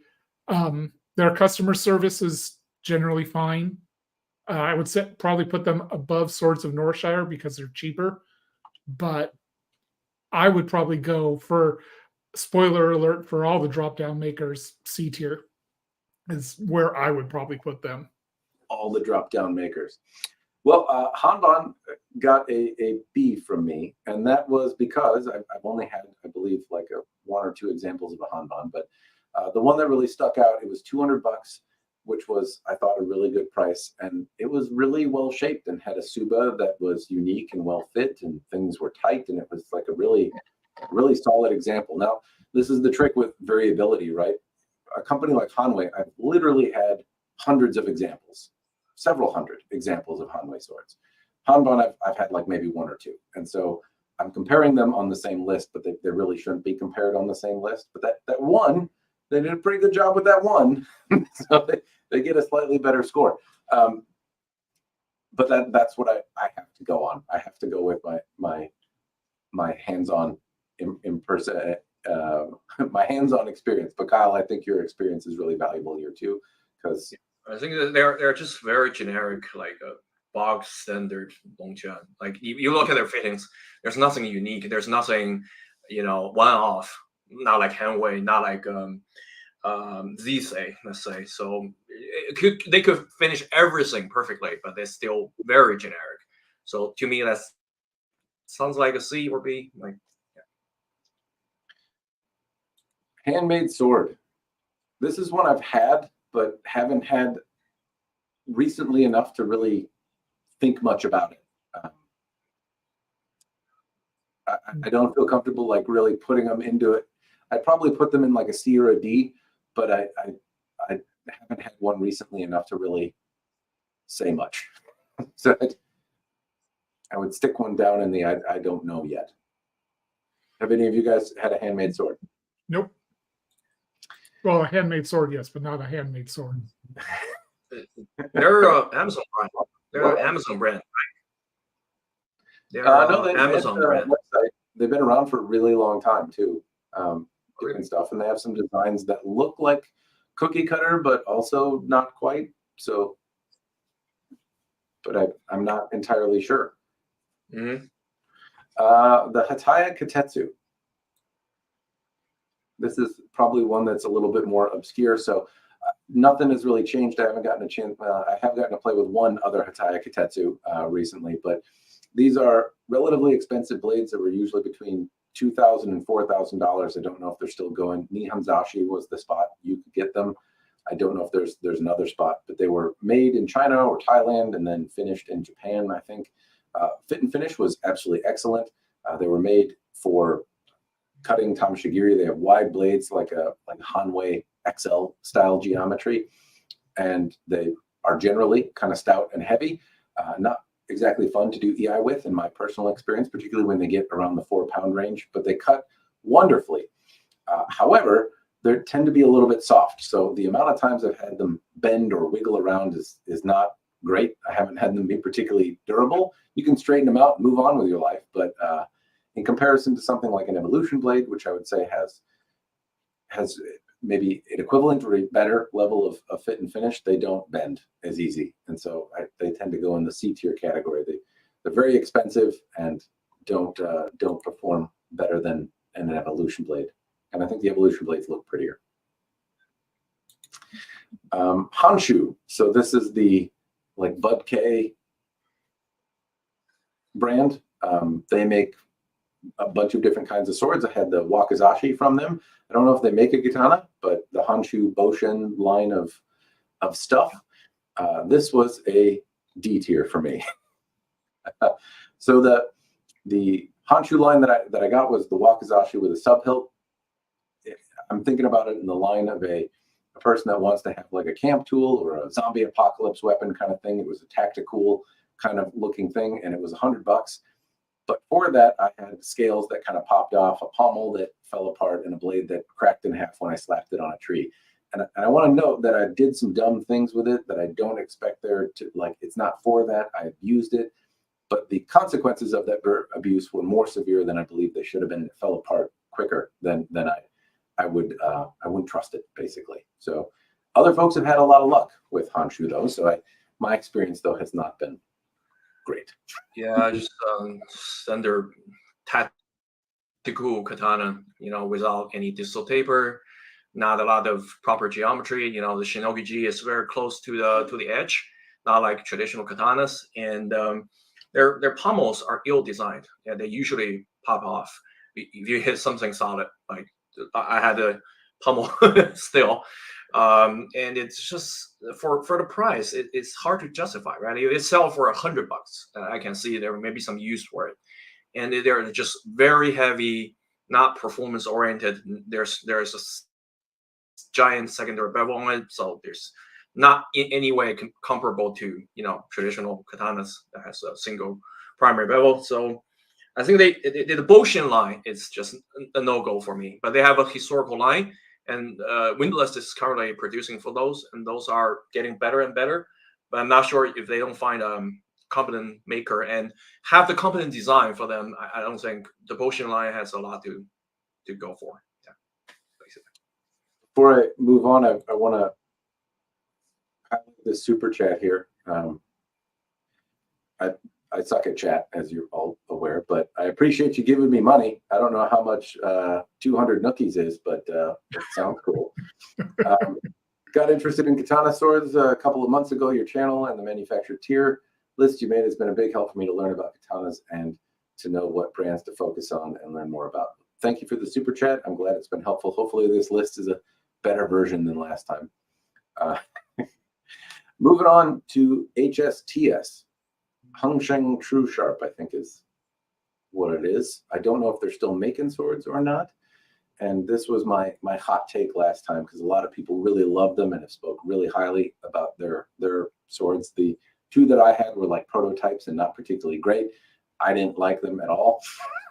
So my experience is a D tier, but other people have gotten different swords. Their Budo, I believe, is one that people tend to praise quite highly, and so these may still well be worth looking at if you find one that is not a early prototype version, but one of their later productions. Nobody's chiming in, so I'm going to soon move on. Huano is one that I may have Huano had is with. Dynasty Forge. Huano is Dynasty Forge, and at least one of their contractors. And they made all the Chinese, Japanese, and medieval European swords for cold steel. So make it more true. So we probably had one, but I haven't had one from their brand exactly. So I can't say much. But if it's the Cold Steel or Dynasty Forge iteration, then I've already stuck them up there. So if you see them branded or find one in the wild secondhand, but I haven't had one that's for the namesake of Huano been sold there. Mm-hmm. Huawei is the next one. Joe gave them a special call out, but to me, these guys are S tier. Absolutely. Yeah. S tier with the caveat that good luck ordering one. Yes. Well, S tier because they're sitting next to Evolution Blades, so I don't want to say that if I get to pick two swords on the table and I just get to have one, I pick the Evolution Blades 10 times out of 10.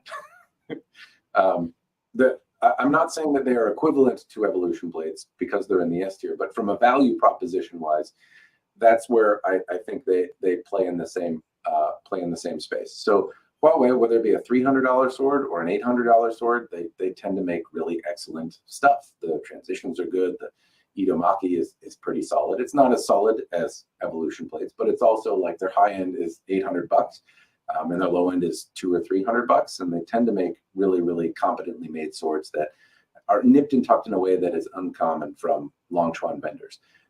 They use some of the same parts bins. They might look to the naked eye like just about anything else, but they have a level of refinement that you just generally don't see, and they don't really ask much more for it, which I think makes them an incredible value if you can get one. Because if you order, you're likely to wait a year or two.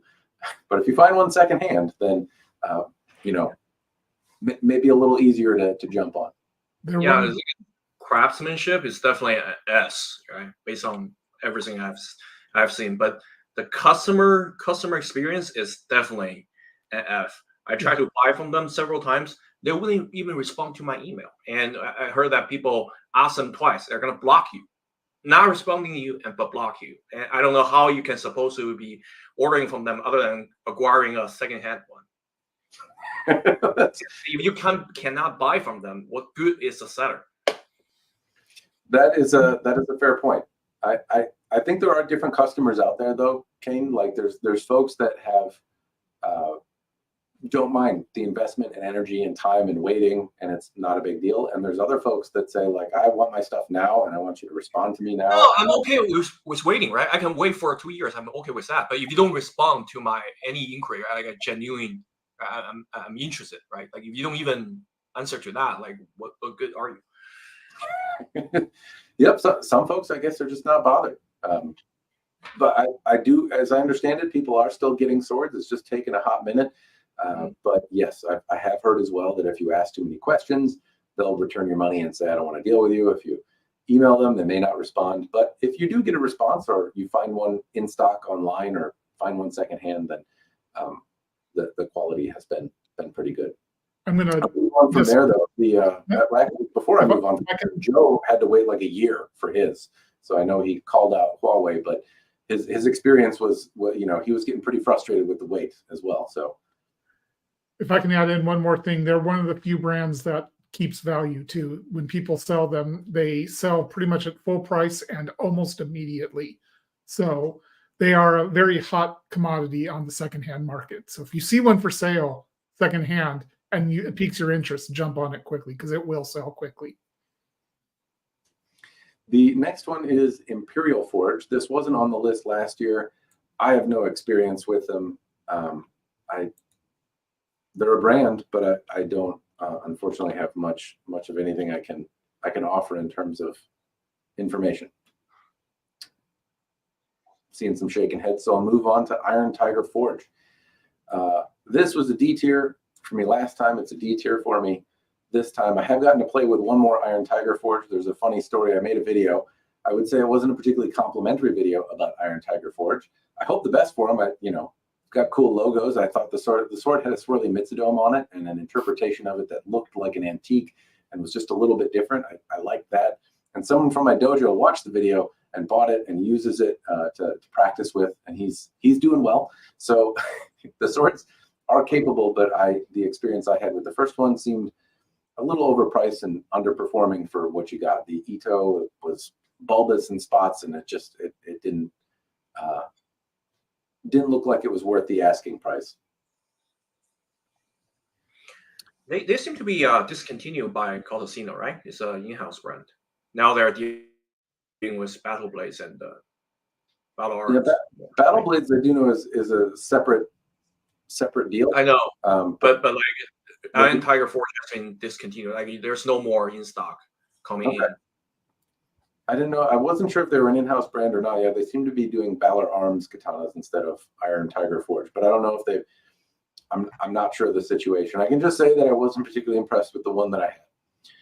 No. Jaco, that's the next one I got, and this is. I'm gonna go C tier, but it gets a C plus from me. I'll call it a C plus. If I could do pluses and minuses, I could make the tier for it, but I didn't. In 2025, I'll add pluses and minuses.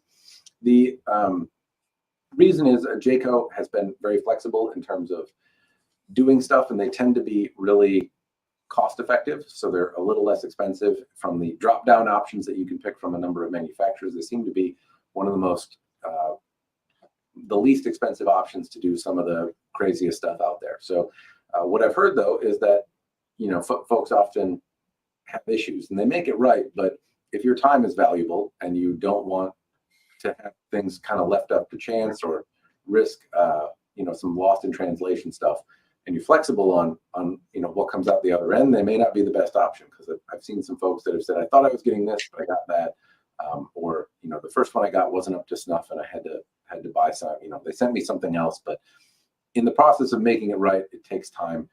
It is worth calling out though that Jaco is, Evolution Blades also has screwed some stuff up and has made it right, and they're selling things for $3,000 or more. And Jaco is selling things for probably more commonly $300 or more. And so just because you spend more doesn't mean you always get it the first time. But I think you're probably a lot more likely to get it the first time from Evolution Blades than you are from Jaco. But I do think they make some really nice swords. I've been very happy with a number of them, and I think they do it very, very cost effectively, particularly if you want something a little out of the norm. I only had one, not particularly impressed by it, like this one over here with some risque seam on the fitting. It just it told me it's a Tamahagane, like a pig iron steel, but it's not. It's just a folded steel, and so that's right off. That's not honesty you get, because they also offer folded steel variety there, and probably trust their lower cost offerings more. You can get very feature rich offerings for very little money, but for their like a little bit more costly offerings, I'm just not impressed. The fittings are loose. Not sure whether you can hear it, and on the box it's fit and finish. It's not great. So for the price I paid, not a fan. So probably C, or between C and D. Yeah. Well, if you think they lied about the steel, Kane, that would be an F tier for me. Yeah. Like you don't. Yeah, but if they don't lie about it, right? Like if it's just a folded steel. Yeah. But yeah, I did get a Tamahagane Wakizashi from them, and I mean, hell if I know what Tamahagane is gonna look like. I don't expect it to look exactly like Japanese steel, but the assumption is that you're using some sort of bloomery process, which is hard, and that the steel will look different. And the example of the Wakizashi that I had did look different. It didn't look like any, like the folding pattern on LK Chen sword seems to be about the most, I don't know, prolific steel used out there in China for folded stuff. And so it didn't look like that. It didn't look like the other examples from a number of other swords that I've had.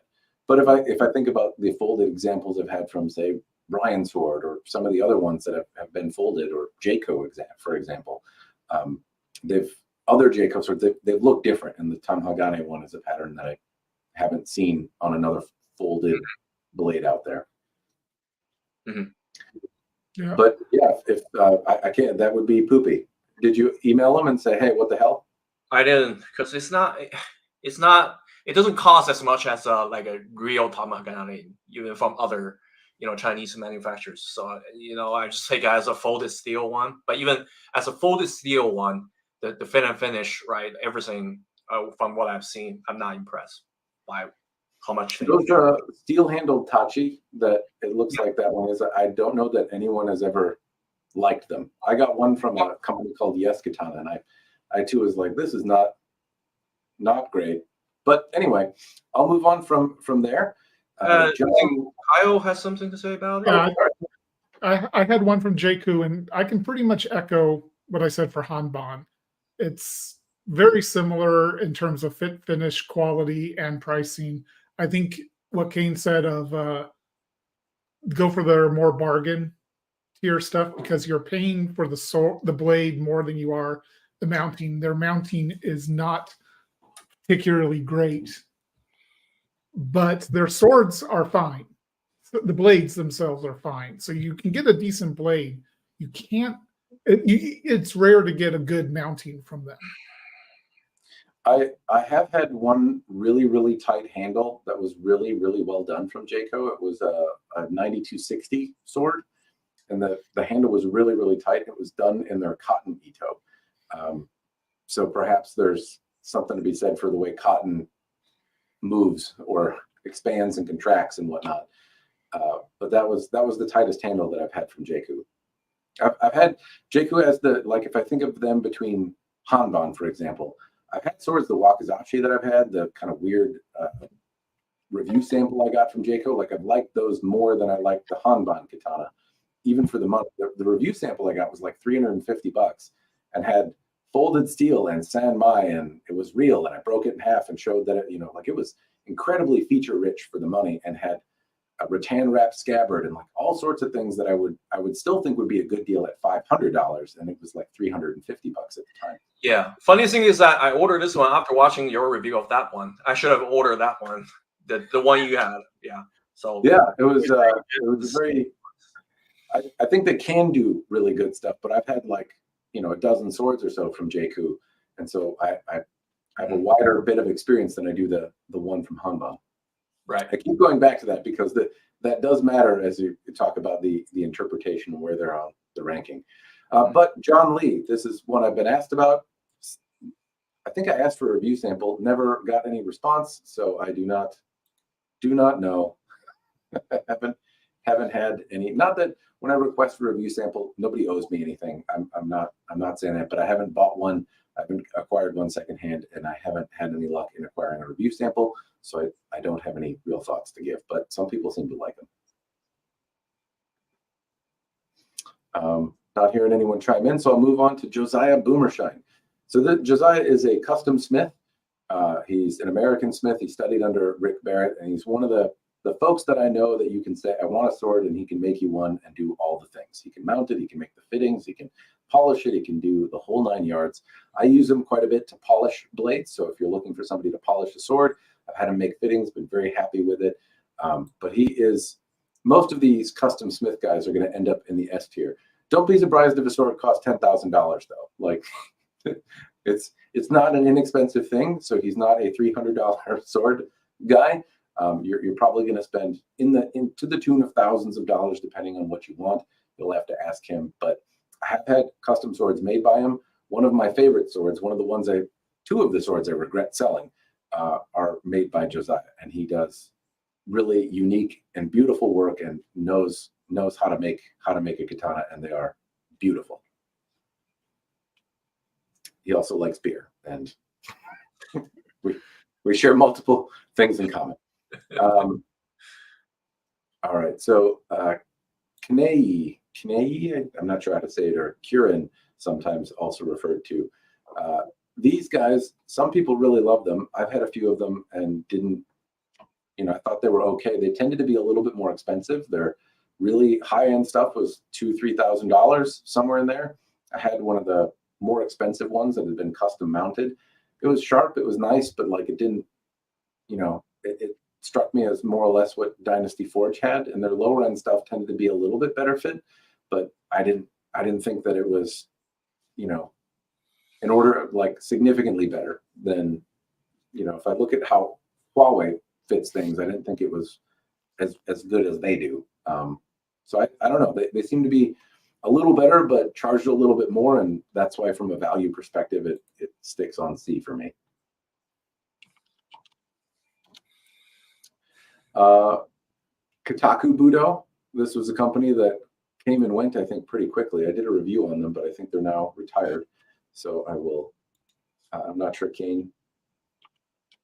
Kyle, have you had any? All right. Kamashima.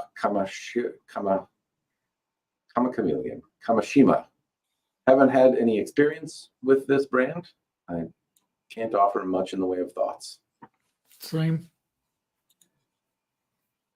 Conjuro is another one. I think this is like a Bud K, or maybe, yeah, it's another brand. I didn't include it last time. I know it exists now, but that's as much as I can say about it. Kamunjo. So Kamunjo is a seller on eBay that sells kind of one-off things that are potentially made on the black market or made in China, or I don't know. But they tend to be at least different shaped blades. From that perspective, you get something unique and different. What the cutting that I've done with them has been on the soft side. They often come in states of disarray on the polish, and you have to get them mounted up quite often. But sometimes there's full swords for sale there, and they don't tend to be terribly expensive for what you get. I think they can offer something unique in shape and pretty in polish that has some unique metallurgical effects depending on what you get. And you can get a pretty solid deal on some of the bare blades that are available if you're a do-it-yourselfer, and then get something quite a bit different than what you would get from Longchuan otherwise. Have you guys had a Kamunjo blade before? Nope. I've certainly browsed them on eBay quite a bit, but never seen anything that made me want to pull the trigger. Is part of that because you'd have to remount everything, and it's just That's too much. certainly part of it.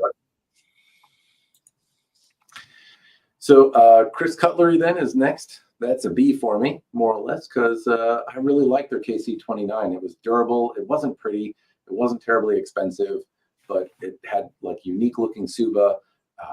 It was fun to cut with. It didn't do all the work for you, but it was loud. I had one that was remounted by Josh Marlin once, and I sold it. That's another one that I really regret selling. It was a really, really fun blade early in his mounting and had kind of a unique handle to it. But I've had a number of these KC-29 and 28 and 26 blades, and I've always thought they were fun. Not beautiful, not special in that way, but just had a charm to them. So I would put them in the B tier. Last Legend. I'm not sure if either of you guys have had a Last Legend. Nope. So this one goes in the C tier. It was C last time, and it's kind of a C minus now. So a friend at the dojo had a Last Legend and bought the most expensive one, paid for the extra $800 for the polish, the high-end polish, and it was significantly worse. I had the same sword, or a very similar sword from Last Legend, in a step-down polish, and it was much worse. It looked like they just left it in ferric chloride for much longer, and then wiped it off, and it was not good, and it bent easily when he went to cut with it. It was overall a disappointment, and he bought it new and spent a pretty significant amount of money on getting it, and it really lowered my impression of the brand entirely. But nowadays, if you find them in the wild, they can be fun, but they're not. I don't think they present a particularly good value. The fittings were unique, but still kind of ill cast and muddy looking. And they were to a degree durable and had some different shapes to them, but the fit and finish level was not great.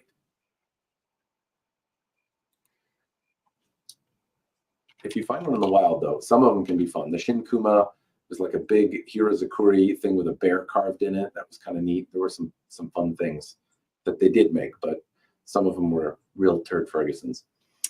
Legacy Blade. This is one I have not seen. It's another brand at RVA Katana. I have not played with it, though. LK Chen. This is one that I have no experience on their katana, but I've played enough with their brand. So this is, got an asterisk in it as I put it in the B tier, have not played with their katana, have not held it. But I really enjoy their approach to swords and modeling after historical things. They seem to have a good command of distal taper. They seem to know about holding it, and they seem to appreciate some of the nuances of a sword that others don't. And so I'd really love to play with their katana and check it out and see what's going on. I don't know that I will ever get the chance to do that, since they seem quite loath to send me review samples now. But I bet it's got something unique to offer, even though it might look like some of the same things. So my favorite maker, aside from probably Albion, I have like dozens of their swords, and including the ones they sent. There's all modeled after historical originals from the museums in private collections, and that seems to be their design philosophy, right? Like it's just close replica of originals. So they're wonderful for practitioners, and I had really, really good luck with them. So some of the issues encountered by other, customers, like some loose fittings on the scabbard, never had any issue. Dullness on the blade, not really a thing. But they seem to have only two katana, like the two offers that can be categorized as katana. One is iaido, which is basically like Japanese blade made in the 16th century, mounted on a Chinese fitting. So it's kind of like hybrid sword, performs really well, feels wonderful in one hand, and basically just, it is what it is. And another one is a katana. I think that's kind of a misstep. They model it after antique original they had, but it came out just like any other generic Longzhen katana. And the transition from their official websites photos are not great. Like there's some ledges.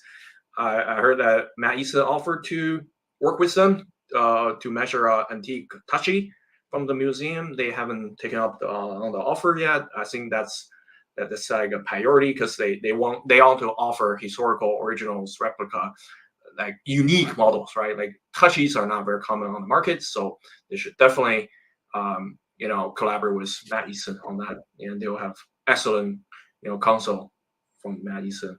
But so far I haven't seen anything that impressive on the katana front, because they only have really one like actual katana. Well, I would say kind of the same thing. I mean, it's called the Satsu katana, I think, and it Dragon. It doesn't look great, but in fairness, if I had only looked at pictures of LK Chen stuff, I certainly wouldn't have an appreciation for them the way I do. They seem to know how to make a sword, so I'm hopeful that sword would be, even though it might look the same, be special in some way. But they probably handle like one, like the original. And also one thing is that they always improve their models over time. Not like other makers, they would just do whatever they want. They'll hear customer complaints, and they're gonna rectify any flaws, any drawbacks. So I'm confident, like in the next batch or so, they will be like closer to flawless, but and also will handle like the original. So. My only complaint about their katana, I don't have experience with it, but it's kind of related to what Kane said, is they made the most standard katana they could have made. And if they're going to have one katana in their lists, in their offerings, I would have preferred something a little bit more unique that sets it apart a little bit more. If you look at that katana, it's what everybody thinks this is what a katana looks like. And maybe that's good for marketing and for selling, but as somebody who wants to see variety, it was a little disappointing to see just a plain katana. I agree. I would have loved to see something different, but I haven't held it, so I don't know. But things that LK Chen does are often different in feeling rather than appearance. A lot of their swords, I think, don't really look special.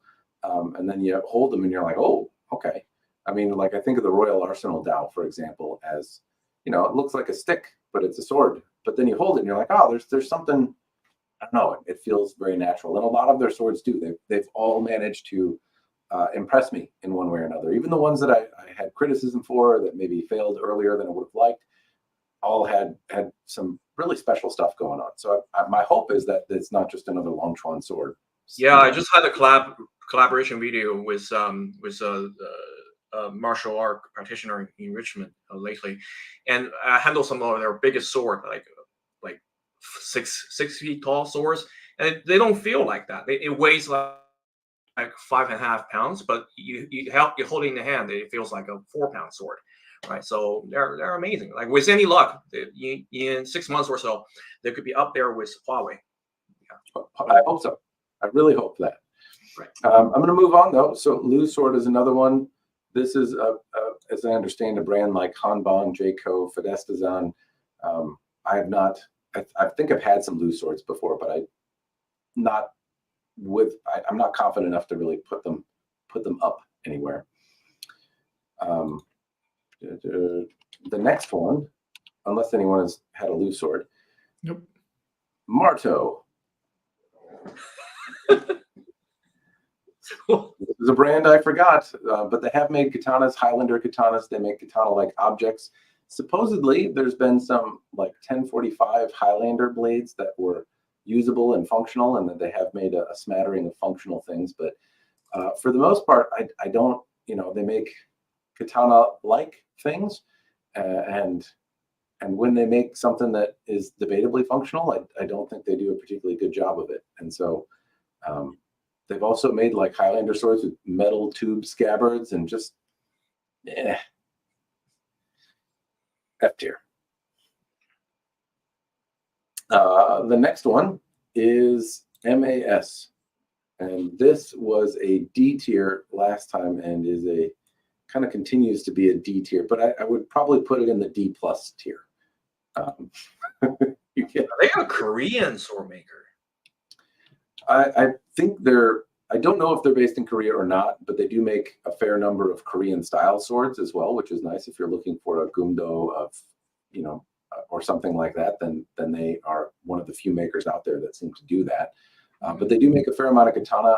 I've had some problems with the edge beveling, and the thing is that they make swords in like the $1,500, $2,000 price range. They're made, often of L6, but I haven't found them to be particularly durable. I haven't found the edges to be particularly well suited to cutting tamashigiri or bamboo, and the itomaki has often been loose and poorly formed for the money. I've not been particularly impressed. Yeah, it seems everybody cares about Evolution Blade in terms of Korean makers. Nobody even know like MAS. They exist though. Yeah. All right. The next one is Masahiro. So this was a D tier. They make low-end swords. They're not particularly expensive, but I think they strike me as very early Romance of Men, and I say that as a in need of improvement, but I don't see that improvement happening over the years. And so I don't know if they're still doing stuff or not, but I haven't been particularly impressed with the Masahiro iterations that I have seen. The next one is Mini.Katana. So this was a brand that last year I had no experience with and have since gotten a fair amount of experience with. And so they are kind of right up in the B tier, B plus even. So if I look at the brands that they have, so I've gotten a P-Luck like anime functional sword from them.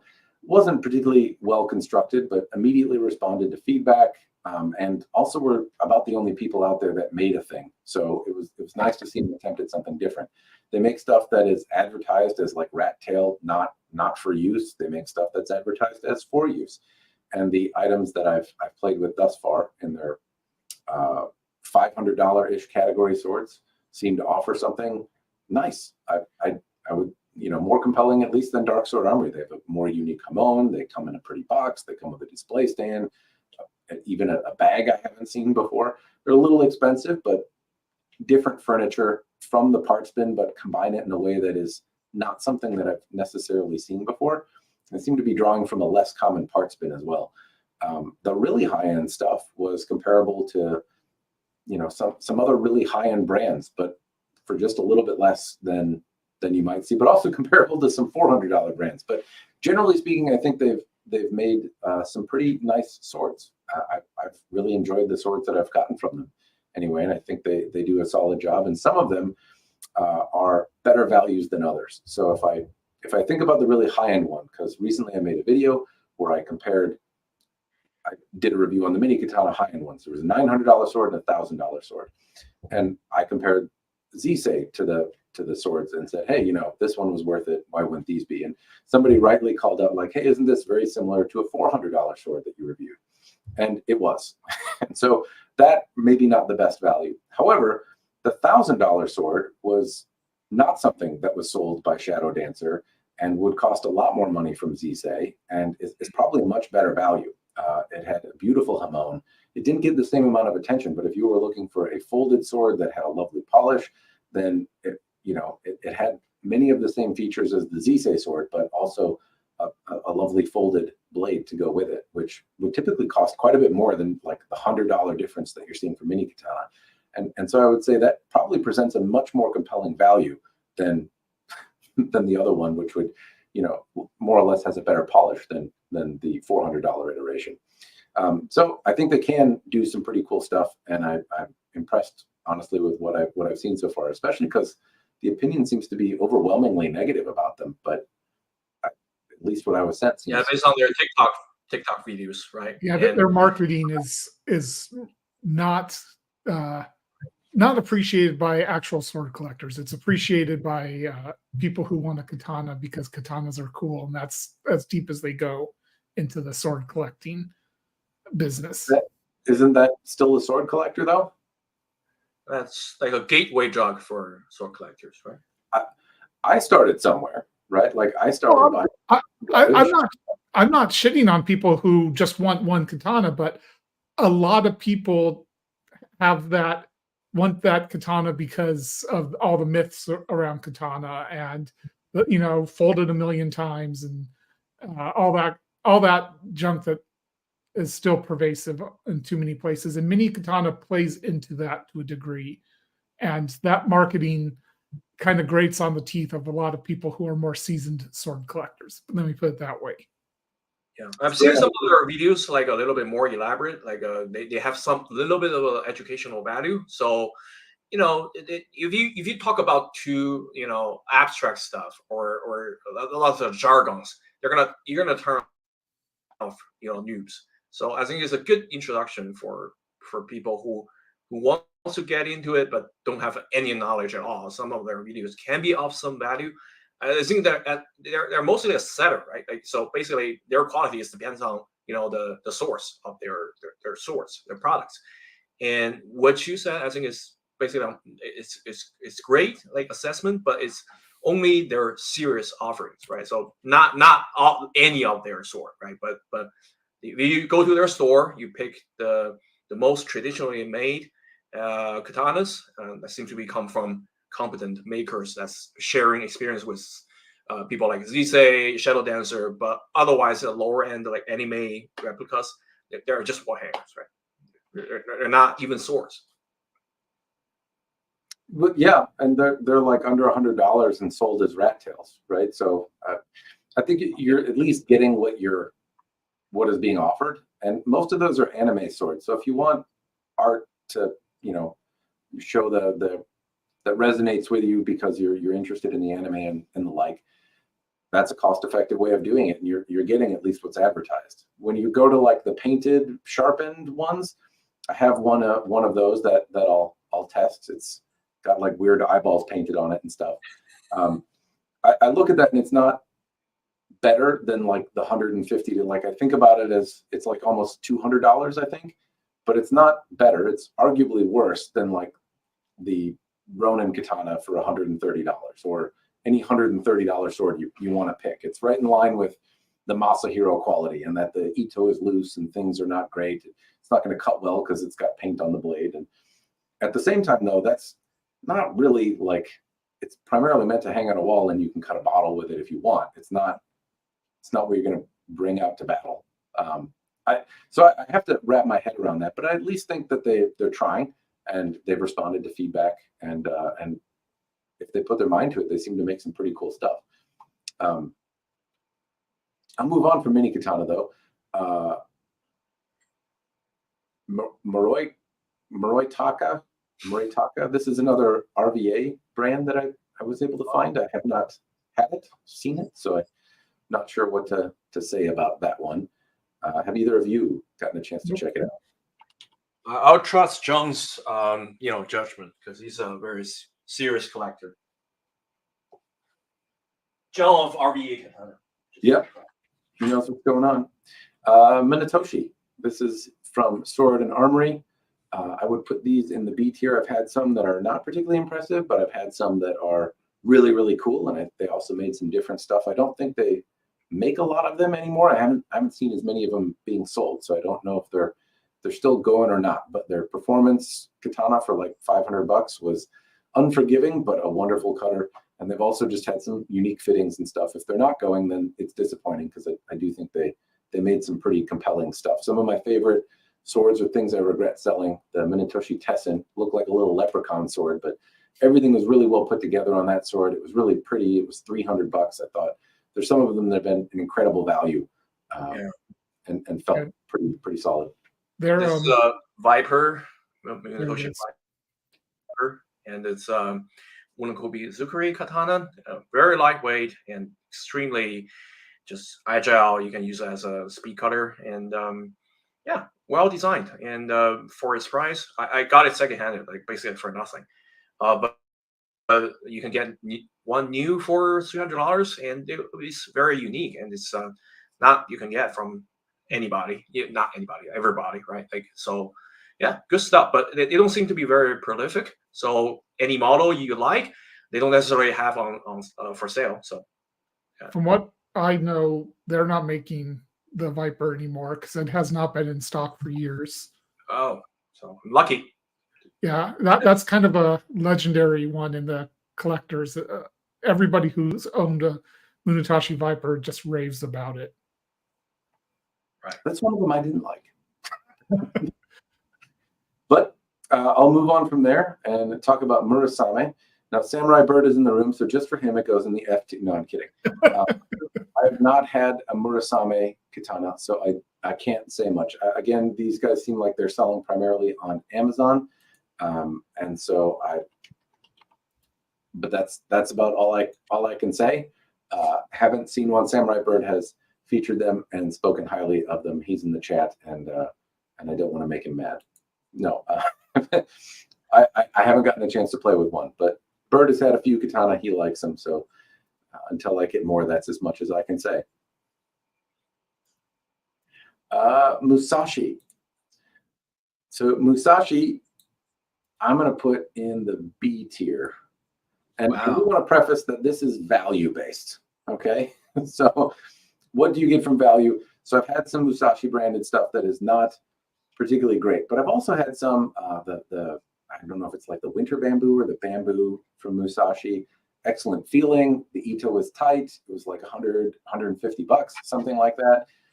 Great feeling sword. They also make like the cheapest sword out there. Sometimes it's branded as Musashi, sometimes it's branded as Musha, and it is incredibly inexpensive and functional. And that's as much as you can say about it. But what that does is let people buy a sword for $60, get the dumb out of their system, think about if they like katana or not, and approach their next purchase with a lot more information that they had. And it's like the cheapest tuition that you can get into this hobby. So I think they've made some cool stuff. They've made some dumb stuff, but I've had a number of them, and generally speaking, I've been pretty happy with, what I've gotten for the money. Yeah, I would just continue on that point that this is a Musha, first katana I ever got, and basically 1045, very budget oriented offering. I got it for $40. And just think on that, like for $40. You said for $40, $80, Shane? Yeah, you don't get people to spit on your sword. And it's amazing that for $40 you can get anything at all. And it's sharp. When it's out of the box, you cut a few bottles, it comes down, and it's a good, sharpening exercise. For the money, you get to experience. Its handling is pretty good. It has Actually has more distal taper than the average Chinese-made katanas, and it's pretty good. But fit and finish is not good, and it slid out of the loose saya, and I instinctively caught on my finger. It doesn't cut bottle anymore, but it could cut my finger. So that's lesson learned. So just like Kane, my first katana is a Musha. We've moved on to Musha, not as Right, opposed to Musha. Musashi, but yeah, fit and finish is pretty rough. But in terms of bargain for the money, I mean, this was $60 off Amazon, and it was the first katana I bought. I did not know if I would like katana, just the general geometry. So I was like, I'll buy this just to see. And it turns out I like katana. So this was a good gateway drug to learning more about katana. And for $60, you can't ask for very much for $60. You've got 1045 that is heat treated, a fake hamon, and a sword that is functional but not going to be particularly durable or all that representative of an actual katana. But again, $60. You gotta expect a lot of flaws at that price point. And for $60, I think they are well worth a look as a very much an entry point into katana in general. Yeah, and you can cut a computer with it. You can. Not all the way, but yeah. I put Musha right next to Musashi. I've had some worse Musha ones, but I think the brands tend to often get used interchangeably. Musashi, I think, has had some like higher end stuff as well. The Musha stuff tends to be, I think they're more budget brand, but I believe they're the same company. And yeah, I think my channel might not have existed if I got the $60 katana first.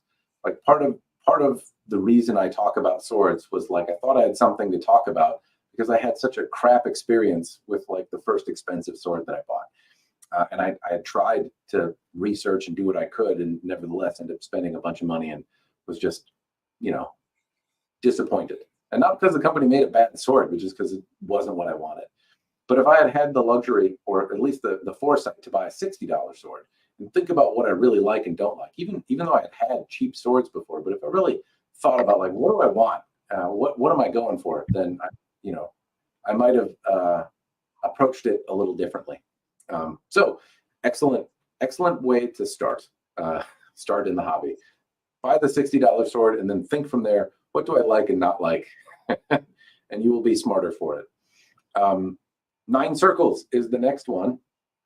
And this is, I believe I've actually had a 9 circle sword, but I don't recall enough to really say what the hell it was or wasn't. They usually were a little bit more expensive, but I think also made in China. And I can't remember much about them, but some people like them. I think they're not making swords now. No experience.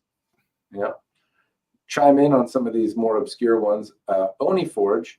I have had the Oni Forge Yukigamo,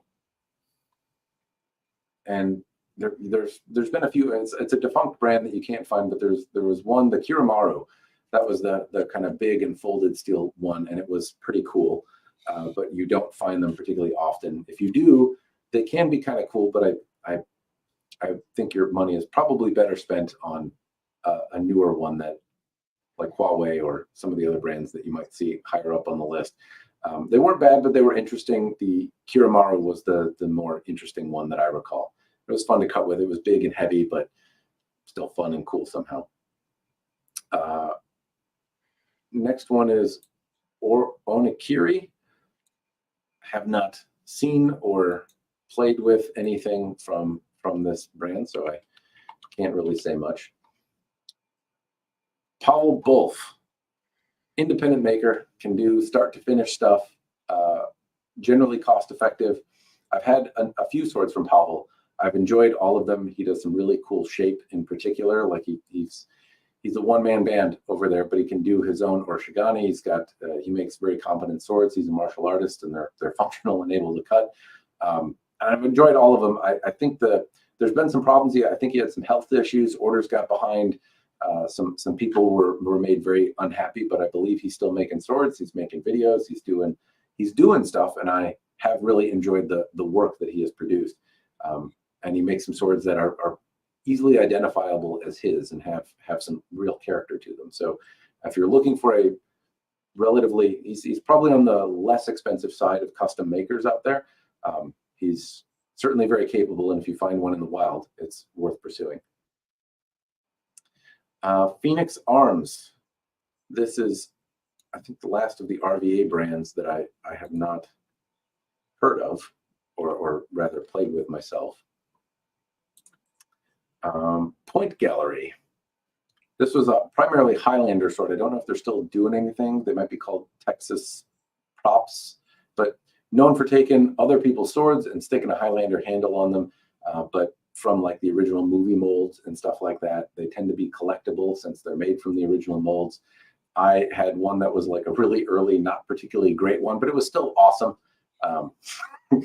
I took my Highlander katana to a sword experience event, which is held by Adrian Paul. So I had the Highlander, the Highlander show katana, and I had the iteration from Point Gallery, and I brought it up to Adrian Paul and asked him to sign it Randy Jackson, and he did not get the joke from Step Brothers. So, but it was still memorable and fun and a cool sword, and they're well made. The head is probably not going to pop off them like it did in the Highlander movie.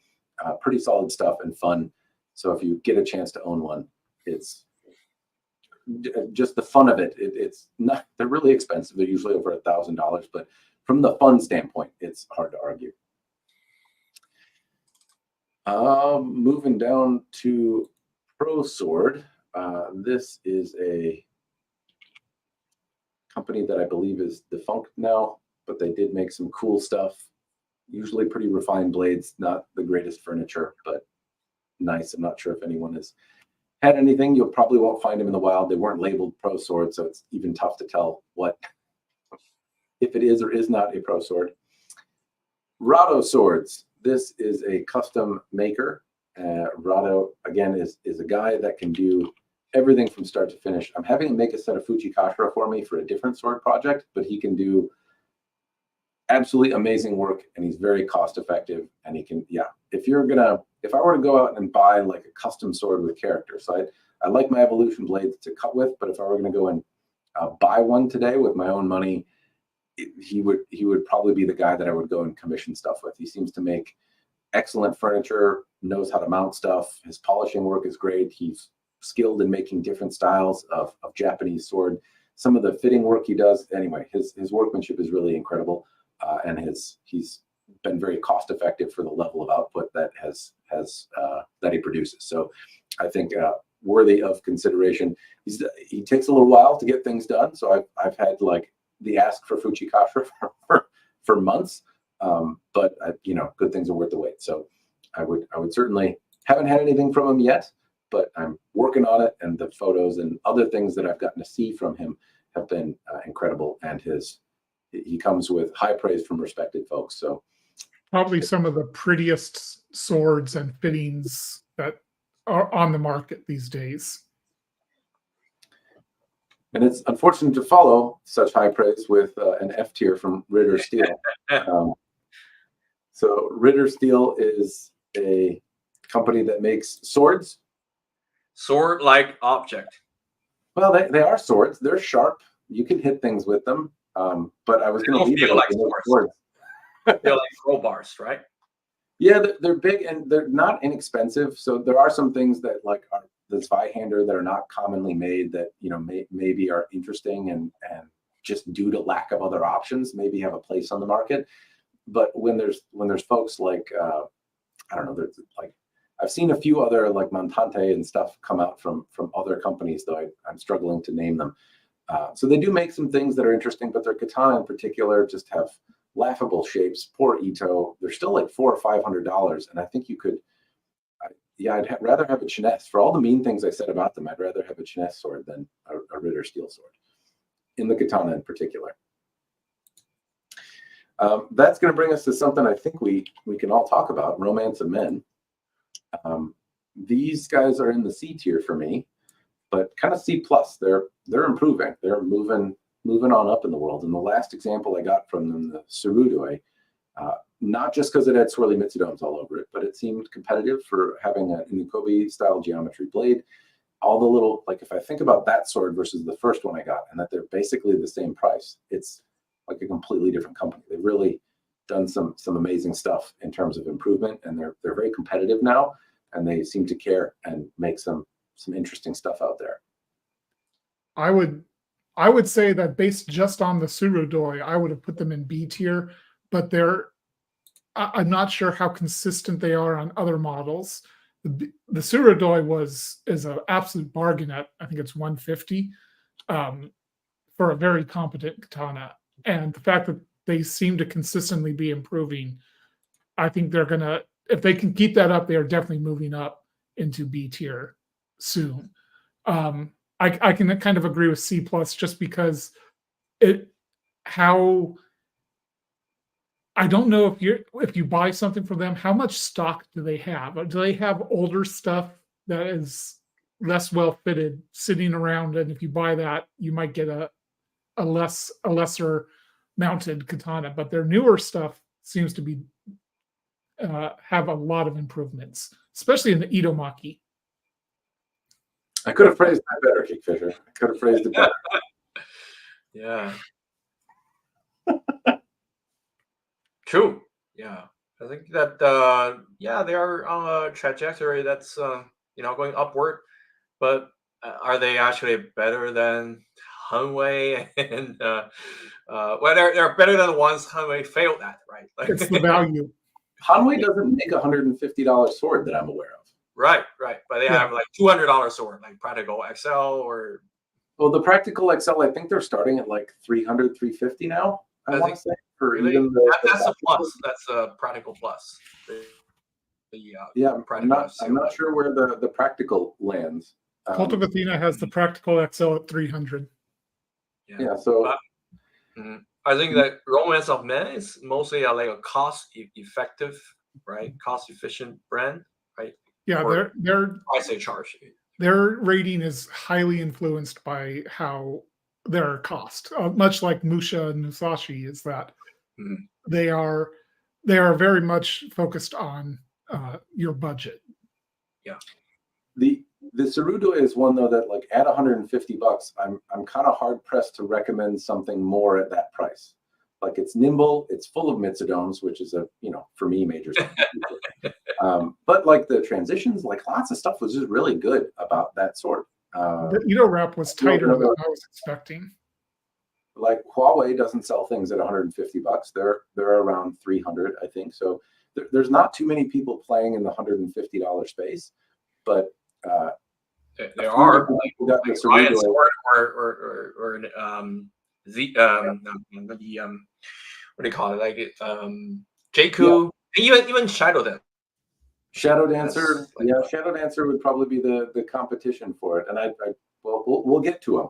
We'll get to him, but I do like. I would probably choose the Shadow Dancer for fit and finish, but the mitsudomes are hard for me to personally pass on. All right, so the next one is Ronin Katana, which I have in the B tier, and I might even go a B plus on Ronin Katana, because I've had some recent secondhand purchases that I got in the wild, and the Ito has been tight, and they've been sharp, and they've been more nimble than I recall them being. But they have made a 1060 sword from their Dojo Pro, which is incredibly durable. That's really where the bulk of my influence comes from, is their lower tier stuff. So the RK series, the last one I got, really well put together. It was one of the first videos that I made was on an RK series katana. They're fun to use. They're inexpensive. They're very, very solid swords for the $100, $130, $150 range. They're differentially hardened, which is, I think, presents a value to some folks that's not going to make them as forgiving as some swords, but they offer something pretty to look at. The Dojo Pros are usually around $300 or $400. I think they've improved the durability, well, not necessarily the durability, but the ergonomics of them. The Ito being loose used to be quite a challenge. It seems like the last examples I've had have been rather tight. I've heard people saying that they've gotten tight Ito on theirs, and that used to be kind of a major complaint I had. but they come sharp. They are also exceptionally durable. They've been very, very challenging to break at times. And so I think for a durable sword in the $400 range, like they're tough to beat. When you start going into like the laminated stuff at $800, $1,000, I don't know if they present as much of value. It's maybe nuanced and interesting, but the Dojo Pro, I think, is what puts it in the B, maybe B plus tier in terms of value for me. So I have a Dojo Pro number 10, which is one of their katanas. Haven't reviewed it yet, but it seems pretty decent for the price. One thing to know is that Ronin Katana puts sales on from time to time, not just on their scratch and dent. I got that katana for $125 when it normally sells for $300. So if you're interested in them, keep an eye on their website. Every now and then they heavily discount. I'll move on to Ryan's sword. Kane has been chomping at the bit here, waiting to talk about that big spatula in his hand there. Yeah. I'll let you go first, my friend. Oh, thank you. This is so custom sword by Ryan Sword, and they do lots of customs like other makers of the same caliber. It just other makers can take custom orders, but not usually. With Ryan Swords, you can basically tell them to make anything. Not necessarily whatever they make will be delightful, but many of them will be patentable. Right, like this sword, it's a replica of the Nihonto that's used in roll cut challenges in iaido Badodo competitions, and it did a good job. And review of this sword is released today, and this is completely custom based on Brother Nathaniel's specification, right? Like so they have to do a full custom because this is starting at 5 centimeters at the base, right? It's much more different than anything anyone manufacture these days, and they have some like just even their standard models have some unique stuff, right? Like they have a touchy that's long. They have unique curvatures, right? There's more curvature in the base and the grip, but less as they approach the yokote. So I think that's pretty. It's hard to find, right? Like on the production market. It's also very. Sorry, what's that? How much is that sword you're holding? It's not too much of a deal. For 500, I think, yeah, rather than 400 to 500, and they took 2 months to manufacture this. So I think it's pretty effective, and they have to manufacture everything custom. You know, the tuba, this is all custom made for this size. The seppa is extremely large. The habaki, yeah, they're all custom made. So yeah, I think it's worth it. Like they have a very bad rap from some earlier discussions online, and that even so today, like people threaten to ban you, block you if you talk anything positive about them. And basically, their standard models are very reasonable price, right? Like between 100 to 300, even a little bit above, but they can execute a lot of the features do not usually seen on unique curvatures. The Same wrap on Saya or whatever, and they can do a custom Conan sword, right? Like how many companies are offering that, accepting that, and they get a bad rap for I think basically like rumors started decades ago, and people still hang on them like they wouldn't let go, and their swords are sold by Swords of North Shore, and for 2 to 3 times, right, like the price. Even though Swords of North Shore offers free shipping, so but still, I think if you buy directly from them, it's usually very cost effective. They're fit and finish. I have several of their swords, pretty good, yeah, better than the average box standard Longquan katanas. And they're a subsidiary of a larger sword making company. They have high end offerings that's in the thousands, tens of thousands of price range. So I think it's a good, like for me, it's between A and B because it's such a like a mass production company. They may output something that's below standard, but usually the ones I have seen, right, half dozen I have seen. I have a long Nodachi from them, really good, and just very cost effective But even if you don't consider the cost, that's the level of finish is good, like objectively. So that's basically my thoughts. Have you played with one, Kyle? I have not, but it sounds like they might be sending me something at some point. Awesome. Chinese New Year just finished, so trying We'll see. to get communication out of China right now is not easy. But it sounds like it. I would put them in the B and teetering on B plus. So the examples, Kane, you mentioned some stuff. I get the same kind of vibes from Ryan Sword as I do Darksword Armory about the storied past and history, where there's some people, but they're respected people that have some kind of legitimate grievances and an axe to grind, and some of it seems like I could understand why. But in fairness, like, if you have a problem, do you hope that they curl up and die and go out of business, or do you want them to improve and continue to offer products that people find meaningful and interesting? And I love that they make cool stuff and continue to. So I would put them in the B category. My experiences with them have generally been positive. Last time I did this, I put them in B. This time I would continue to do that, but I would say improving and moving toward A. Your example of a $500 custom sword is pretty interesting. That you can get a custom thing that you can't get anywhere else and have it be $500 and have it have a kind of very unique blade shape is pretty cool. The example that I had, though, they sent a $500 sword that had a better level of finish, and it had a polish that was similar to what I would see on like a Shadow Dancer type blade, in that it was really artful and pretty, and the fittings I didn't particularly care for, but the blade was very, very nice. And they sent me an inexpensive sword and a nice sword, and I thought the $150 sword was competitive. I still like the Tsurudoi with swirly mitsudomes, but this one, if I compare it to the Ronin Katana at $150, is very, very comparable. Things line up well, and overall it has a lot of features for not a lot of money. And the $500 sword was largely polished. I can't say the fittings really spoke to me personally, but it was still really, really nice. And if I think even further back to the $350 Sanmai blade that they sent me, that was packed with features for $350 and was really fun feeling. And as a practitioner, I kind of miss it. Like, I liked the sword, and I was kind of sad to break it because it was pretty and it moved well and it was fun, and it reminded me a little bit of the Skyjiro Kumo Katana, which is much more expensive, but it was a little wider. Just I don't know. I think they do make fun swords, but fit and finish for me is still just not quite where it needs to be. I think Munetoshi does better finish. I think Huawei does better finish. I think they're improving in their capabilities, and I don't see problems.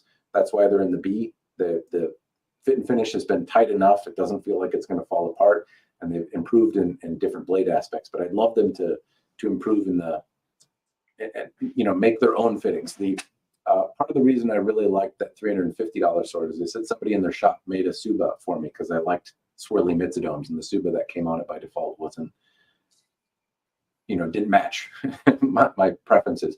And that Suba was awesome, and I took it and used it actually in a custom project for a cable steel wakizashi that somebody made for me. But it was awesome. I wish they just made more Suba themselves and cut it out, and I think it would add some character that folks, at least in the Western market, like myself, appreciate. But I do think they make good stuff, and my experiences with them personally have been overall very positive. They've been responsive. They make good stuff. I haven't had a bad sword from them. The next one is Ryu Jin. And so Kyle, Kane, have either of you played with a Ryu Jin? Yes, I have. Kyle? I've played with several of them, and my opinion on Ryu Jin is they are solidly competent for the price, and very, very, very similar to other drop-down custom makers but with less options, a more curated option list, which honestly is probably better because it gives less chance for misfittings when you have only 6 to 10 Suba and the like.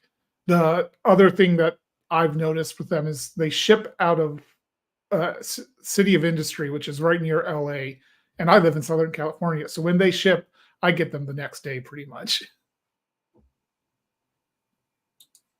want to highlight this from Spicy Mike.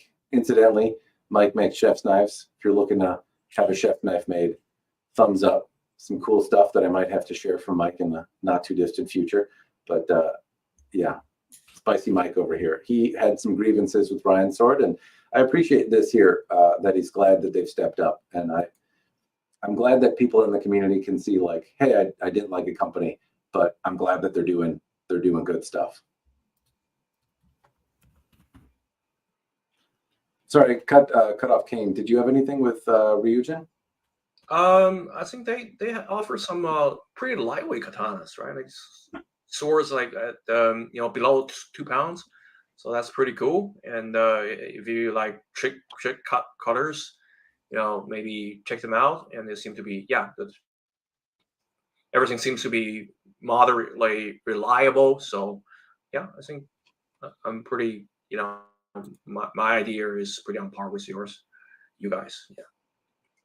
In fairness, just 1 second. I have to pick up my daughter from the play date soon. Can we go through maybe a few like I have experience with, like maybe Shikoto or Sokuchigara? I know that you don't have any experience with it, so maybe I can contribute a little bit. Like I have to go within 20 minutes, so still have some time. Let's just skip ahead then. Yeah. Shikoto, I don't have any experience with them, but what do you got? Yeah, so basically this is sent to me by Bugei. This is their like a contractor in Longchuan, and it's pretty solid. Like finish is like basically standard on par with the average Longchuan katanas, right? But they finish pretty well.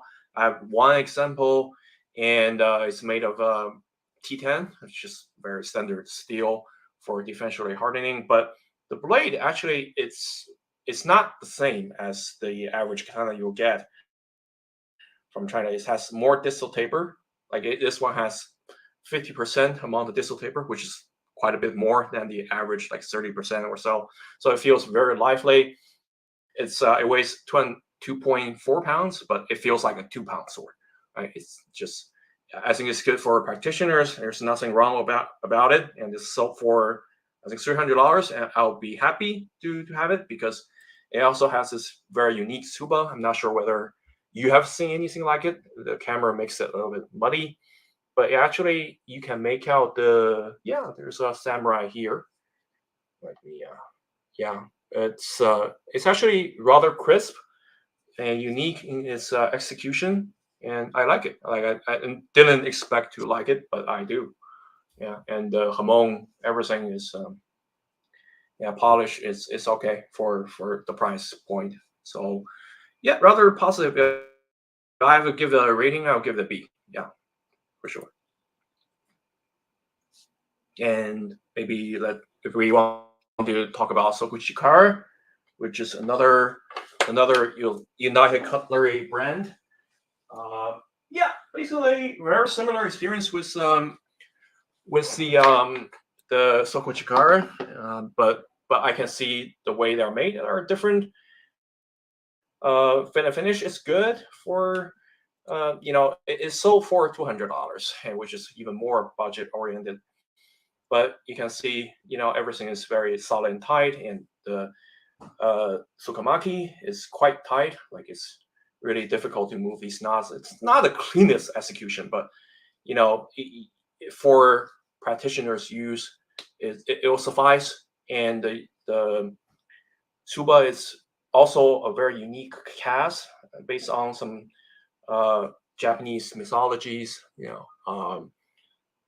Actually pretty good in quality. And this one is the complete opposite as the other one. The other one is very lively, lightweight. This one is very solid without any bohihyu. But basically it has a lot of authority in the cut, very durable.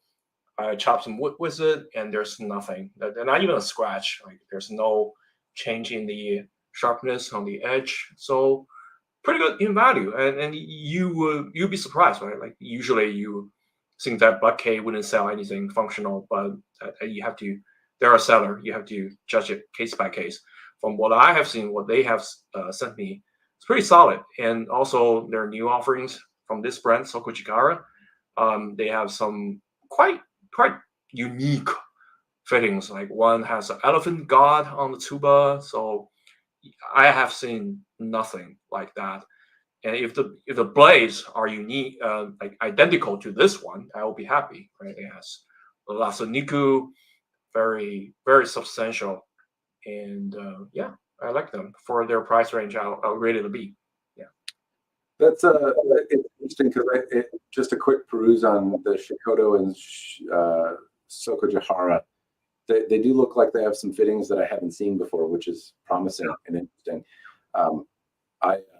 I think I might have soured Bud K because they didn't like the drunken review that I made with the Honshu line. Mm-hmm. So I don't expect that they will be knocking on my door to review anything. But those do look interesting, Kane. I'm glad that they sent them out to somebody, and I'm eager to see what you have to say about them. Sure. And well, apart from what I already heard, which is that can we talk about Shadow Dancer? Because yeah. You guys can go ahead because I know you have experience. Do you have a Shadow Dancer sword? Have you had one? Yeah. Okay. So this one over here. So basically, this one. Yeah, you go ahead. I will. Let's see. I'm trying to make a note here of when I'm. I'm gonna have to watch this whole 3-hour spiel again now, Kane, to figure out what the hell. When I talked about things, okay, let's do Shadow Dancer. Where the hell did I put them? So I think I'm gonna actually probably go A. They were in a B before, but I would probably put them in an A tier. Yeah. I'll talk about me though. I know you're pressed for time, so go ahead. So basically, they have a range of offerings from low end to extremely high end ones, even like adjacent to Zise. They're selling Zise stuff for $5,000, right? But you wouldn't have guessed how much this one costs. $75, right? $75. That's in the range of Musha, but this is clearly like one step above Musha's offerings. It's it has. What's the name of the paper clip you put in here? Yeah, they have that, and you see the wasted geometry on the grip, and this tuba they use happens to be one that you can buy for I think $100. So that's already, if you just buy this tuba alone, it will cost $100, and it's very well. It has a matte finish as all the corners are rounded, so much better than the usual laser cut, tubas. The blade is pretty standard, and it feels like it has a pretty unique convex distal taper. So it has a lot more meat in the center. It feels quite substantial for this sword weighs less than 2 pounds, right? It's deep bohie, and everything I have seen looks good, right? The habaki fit, which is better than average. Like if this costs $300, I wouldn't be sour about it. I wouldn't be I wouldn't call it a ripoff, right? Like, but it costs $75, so it's quite a miracle, like on its own. And I like it. 9260 steel, which is kind of like a low end of sword blade steel for mono tempered blades. So yeah, definitely. Yeah, I can send this to you for you guys, any of you guys who are testing. Yeah, and I think they actually sent me one and I broke one. I'm pretty sure I have a video on that one that I pushed it to failure. The S7, S5 variety? No, it was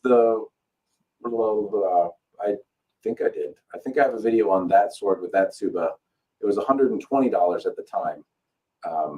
But still, you said you wouldn't be depressed if it were $300. I was not. Right. I thought it was a great sword at $120. Mm-hmm. But I think they had obviously some sort of sale or reduction in price. But yes, I believe I have taken that sword and reviewed it already, or one very, very similar to it, and pushed it to failure. And it was their 9260 through hardened type. Yeah. Kyle? And it held up quite well. Yeah. Yeah, so I'm the outlier in that I have a bad experience with Shadow Dancer or Dragon Sword. They sent me the S7, and the mounting on that was not good. The Suka was cracked in a couple places. The Suba itself came loose during cutting, and their representative was very aggressive with me in saying that it was impossible for them to ship a cracked Suka, and kind of blaming me for it when I didn't do anything that would have caused that. So I have they've left a bad taste in my mouth, and I'm sure I've left a bad taste in their mouth. So they're certainly not ever sending me at something again. But they also sent one to another YouTuber, a much smaller YouTuber, and they were extremely aggressive with him as well. So their representative does not take criticism well, that at least not what I've seen. So I think they're lower. What Kane, what you're showing there, that looks like a hell of a bargain, but yeah, I would be hard pressed to give them my money after my experience with them. Okay, great. I think that is as we talked about Huawei, and it's like, well, I'm going to cancel your order. I make an incredible sword. It's a good deal, but the service leaves a little bit to be desired. I think that is also something that I've heard and seen from Shadow Dancer. So my interactions have been overwhelmingly positive. But I recall the comments that they made to Jardian. I understand that you're a reviewer, Kyle. You've dealt with more than a few swords, and you did not have a positive experience with the criticism that they gave you, which is fundamentally what you think they would be expecting when you send a sword out to be reviewed. It's not, you're not going to shit sunshine and rainbows if that's not what the experience is. But that they send something out and then they're like, nah, you're lying. Like it doesn't bode well. But at the same time, they have an opinion. I can't say that I'm a fan of the responses in some of that. At the same time, if I look at just the product, it's really good. It's not easy to necessarily look past some of that, but I have to talk about the product as I see it too. So if buying from somebody who has a demeanor that you find distasteful is not for you, then be warned. At the same time, I hope they grow and improve. Some of the same aggressiveness used to be said of Ryan Sword, and I don't hear that anymore. I hope Shadow Dancer is I don't know if they're a new company, but new to sending swords out, learns some of the expectations and how to have a different level of customer service, I suppose. But if I talk about the products, the sword that Kane has, I remember when they initially reached out to me and said, do you want to review stuff? And they were called Dragon Sword at the time. And they sent me a differentially hardened sword and a through hardened sword. And the through hardened one was the one that Kane had. So I tested both of them, but I pushed the through hardened one to failure. And it was just a really surprising level of fit and finish for the money. The Hishigami was excellent on the differentially hardened one, or the Itomaki overall. It was really, really tight, the level that I don't normally see. The polish was beautiful. It had just a bunch of endearing qualities, and I really, really liked it. The $120 one, which is the same as Kane got for $75, was a really great deal at $120. And it's tough to think of anyone that does it better at that price. I know I was talking, Ronin Sword does a good job. Ryan Sword does a solid job. There's a number of companies that I've had swords that do a really solid job. The Tsurudoe Katana was great, but that $120 one from Shadow Dancer was great, and for $75, like even better. I've also then had the S7 one. I liked it. It held up well. So your critique about like the handle cracking and whatnot, totally valid. At the same time, if you're looking for a really durable blade, that sword held together, just behind the Byzer S7 sword that was sent to me. It was incredibly durable. It took a set a little sooner than the Byzer one or the Cloudhammer now, but it still was really durable. And then they sent me recently, I think I do have the review out. I did the Hirozakuri blade, which is delicate and lively and incredibly durable and super fun to move around and different in shape. And then the Nagamaki, which as well is unique and just kind of cool. The first Nagamaki that I've had that doesn't feel like cumbersome is the best way I can describe the Nagamaki that I've gotten to play with from Gold Steel and Dynasty Forge. So I really like the swords that they produce, but you know, I also can't make excuses for some of the behavior that's happened. I only hope that they learn and issue apologies where it's appropriate. But yeah, they make a good sword at a reasonable price. Kane, did you have anything else? I know you're yeah. The last thing I would like to talk about is probably ZT. Yeah, zombie tools. Say? Oh, zombie tools. Yeah, I think zombie tools. Yeah, you go ahead and read it first. Zombie tools, I had, they go between A and S for me, but I would probably put zombie tools at an A, maybe an A plus or an S tier. Mm-hmm. So basically, I would say that I'm not gonna retrieve my zombie tool. I have a Reaper 3, which is their largest one offering right now. So same style as this. I don't like the feeling of DT as much as APOC swords, but they are probably more durable. Right? I wouldn't say they're overbuilt, but they are definitely in that range. Right? Like it's no distal taper, but the edge geometry and it's they have some tricks up their sleeves to compensate for the lack of traditional geometries. And so basically, if you have their katana, it feels like crowbar, right? There's no profile taper, no distal taper, basically a crowbar with a tuba. And they're very durable, right? And the aesthetics are very well executed. If you like how they look, yeah, S for sure, right? Because they are also functional. I don't know whether they are much of a sword as like the APOC swords, like the ones designed by Angus Trim, but they are effective weapons. Like they would do well against improvised weapons like golf clubs or smaller knives or machete or baseball bat in the apocalyptic world, right? They're quite sharp, quite effective, very difficult to break. But then if you go up against people with swords that they know how to use swords, like in that size class, right? Like if you use someone has a long sword and you have Reaper 3, you're probably gonna die, right? There's no way you can keep up with the amount of agility, right? Even a regular longsword can afford, or katana in this case, right? Like you have what's it called, APOC Katana, right? They have, and you go up against someone with a regular katana or one of these, right? Like well designed, also tactical versions of katanas. It's very difficult to survive that. It's very heavy. They're like a very standard size 2.3 shaku blade katana has like weighs more than 3 pounds. Just think on that, and lots of that extra weight is at a foible. So you'll be very slow to accelerate your blade. Meanwhile, you just do some test cutting in the backyard. That's not a problem, right?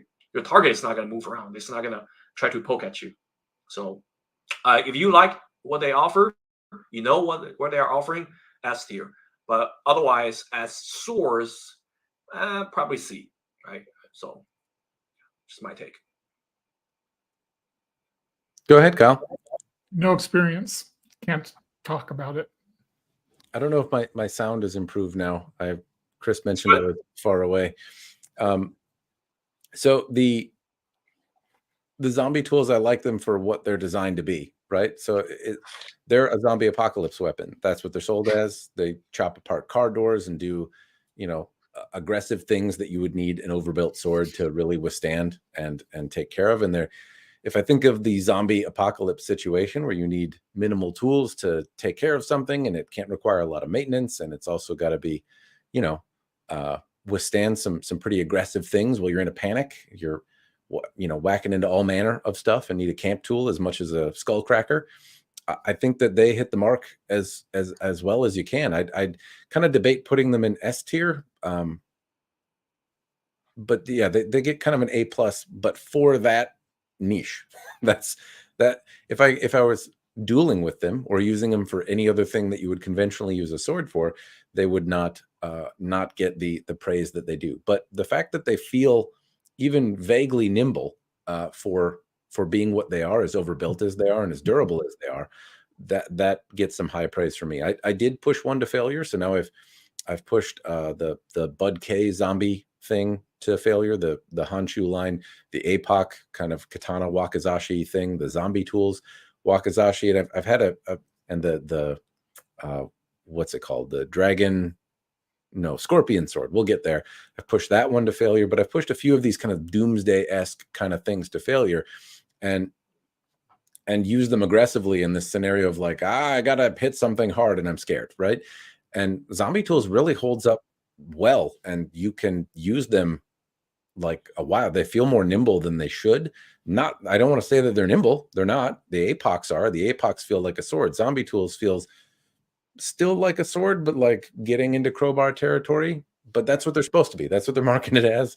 They're not marketed as historical swords, and just because they feel better than they should, they hold up well and kind of fulfill what their promise to the customer is, with very little room for me to say they, for improvement. I think that's why they're there, not because they're as nimble or that I would want to bring them in a like I'm not going to use a zombie tools katana to go out and practice tamashigiri, right? Like that's not what they're for, though. So in looking at the value, if I was looking for a weapon that fulfilled those tasks, zombie tool comes highly recommended. If I were in the zombie apocalypse, that's what I'd reach for.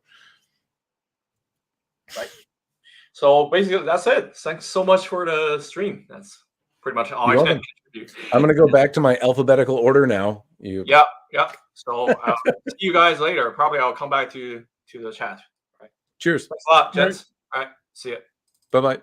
Bye. All right. So gonna move back to Ryuman. I'm glad we did go off alphabetical order, though, because Kane, hearing some thoughts about Shikodo and Sokujihara is really helpful. I'm hearing more about them, so I'm glad that somebody with some firsthand knowledge could come in. Kyle, have you seen Ryuman before? I've seen them, but I have no experience. I don't either. Sabersmith, have you played with one of those? I have not. Again, I haven't been to a Ren fair, so that's their primary selling point. So the Sabersmith line, they are not, I can't judge them like I would conventional katanas. I have to look at them in the sense of what they're trying to do, which is ahistoric, but they seem durable and fun. They offer a variety of different things. They don't wow me, though, but they're, $500 to $700. They have some cool stuff that seem to hold up well. And overall, I can't say I didn't enjoy it. There's nothing bad about them, but at the same time, they didn't like cut particularly well or do anything particularly amazing, I guess. So that's why I put them in the C tier. SBG, last year I had them in the B tier, and this year they're going to go in the C tier. And that is because of the most recent sword that I reviewed from SBG, which, honestly was probably more of a D. But I've had some good swords from the SBG sword store, at least one that comes to mind that I enjoyed. The most recent one, though, was I think around like $800, and I really don't see why. It was not really much better than the, it had a Hamon. It had some things that were better than the Iron Tiger Forge, but it had like a similar grip that was not good and kind of loose and not my fave. So they moved down a peg because that was an expensive sword, and I think really missed the mark. So I want to let me chime in on SVGs because they kind of conflate with Ryu Jin, because Ryu Jin, that's their primary way of selling Ryu Jins is through the SVG store. And I think Ryu Jin is their kind of budget oriented one, and they are generally fine for the price. The SBG store, what you're talking about is more of their Project X. Well, I'm talking about their custom, the SBG custom order, custom katana. Well, they have the Ryu Jin custom katana, and then they have the Project X, I think it is. They have a couple different ones. And Okay. the Ryu Jin is their around $300 price range ones. And then the one you were talking about that you reviewed is more like 800 to 1,000. And yeah, your review of that was eye-opening, to say the least. Turd Ferguson. It's a funny name. All right, Scorpion Swords. This goes F tier for me. This was a disappointment, and I honestly expected some cool stuff to happen, and it didn't. Because Jason Woodard has designed some of these and reviewed them, and I like Jason, and he's done some really aggressive stuff on his channel with them. And it seemed like you could get a Doomsday Zombie Apocalypse looking thing that was not terribly expensive and somewhat unique if you like the kind of fantasy girthiness of what they had to offer. But I didn't find it to be like, I found it to be durable if you kept it hitting on the edge. But in a zombie scenario, you might be using it any which way you have. Also, the thing kind of moves around in your hand because it's got a chunky handle on it. But the example that I tested, I was really surprised at how quickly it failed when I reversed it. It was not as durable, in contrast to Zombie Apocalypse, or the zombie tools, which are not which are more expensive, granted, but held up in a way that was impressive versus this very big piece of steel, which was heavy and not particularly durable and bent and wasn't particularly sharp and didn't have particularly fun characteristics to use. So I didn't enjoy really much of anything about that sword. I can say that they have some unique shapes, but it does not seem to be, given that they're usually like a couple $100s or more, and that the heat treatment is not great. I don't like it. Yeah, I have one that is, the best way to describe it is a thick machete, because it's very thick with absolutely no subtlety to it, and it's got a very shallow bevel on it, so it really feels like a very heavy machete, not like a sword. And Machetes they spring don't- back though. Like they do stuff. I have a True. machete from when I was like 5. A Home Depot garden machete is probably going to hold up to the croquet yeah, stick I have a better than I this have one a did. Tramontina, I think is the machete I have. I got off Amazon for like 15-20 bucks. It works better as a machete than the Scorpion Swords does for 300 or so. Now, I haven't reviewed the Scorpion Sword yet, but yeah, I'll get there eventually. I have had only one of them. It was sent to me. It was an earlier Doomsday Katana, and so perhaps some cooler stuff has happened, and some of the critiques that I'd have about that sword were addressed later. But the example that I had was very disappointing, and I hope they improve. I like that there's like at least different designs and different stuff out there. But when it's called the Doomsday Katana, right? And when I see Jason out there like chopping into granite and hit metal pulls, I'm expecting it to hold up to that kind of, well, not to do that unscathed, right? Like I'm not expecting it to be indestructible, but I didn't expect it to fail as quickly as it did when I brought it out to do some of the not entirely dissimilar things that other folks have done with it. Anyway, I'll move on from there to what did I do here now? Shadow Dancer. Oh, I didn't mark Kane when we talked about it. No, I did. I just put it in the wrong place. All right. Gotta keep my notes straight. Shenken of Swords is the next one that we should talk about. I don't know why things are getting so screwy here, but anyway, screwed up. I'm trying to keep notes in the background here of when I'm typing stuff, and apparently I did all the things wrong. So that's cool. Shenken of Swords. Kyle, have you had one of those? I have not. I have not either. So they go around here, and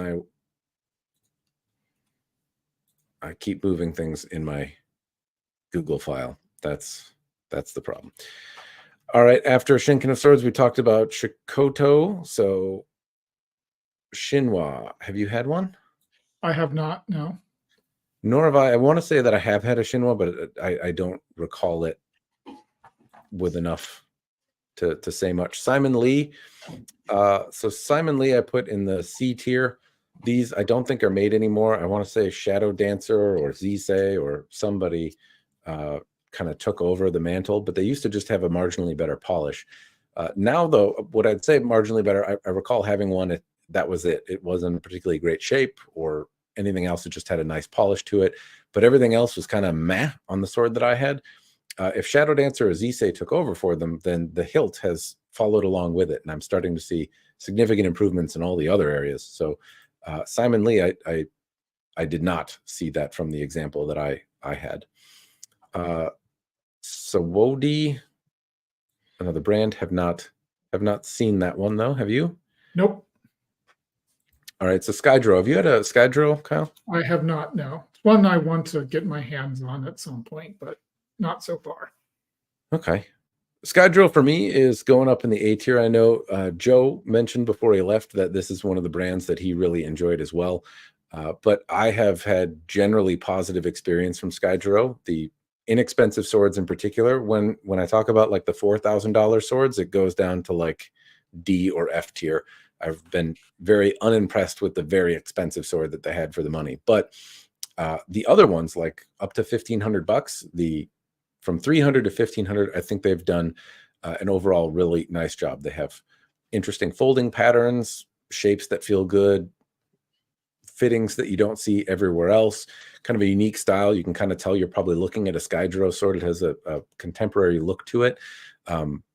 They bound in the saya a little bit, but have all come sharp, ready to cut, and overall been really good. I've heard some complaints about time to get them, so that seems to be par for the course when it's a brand that that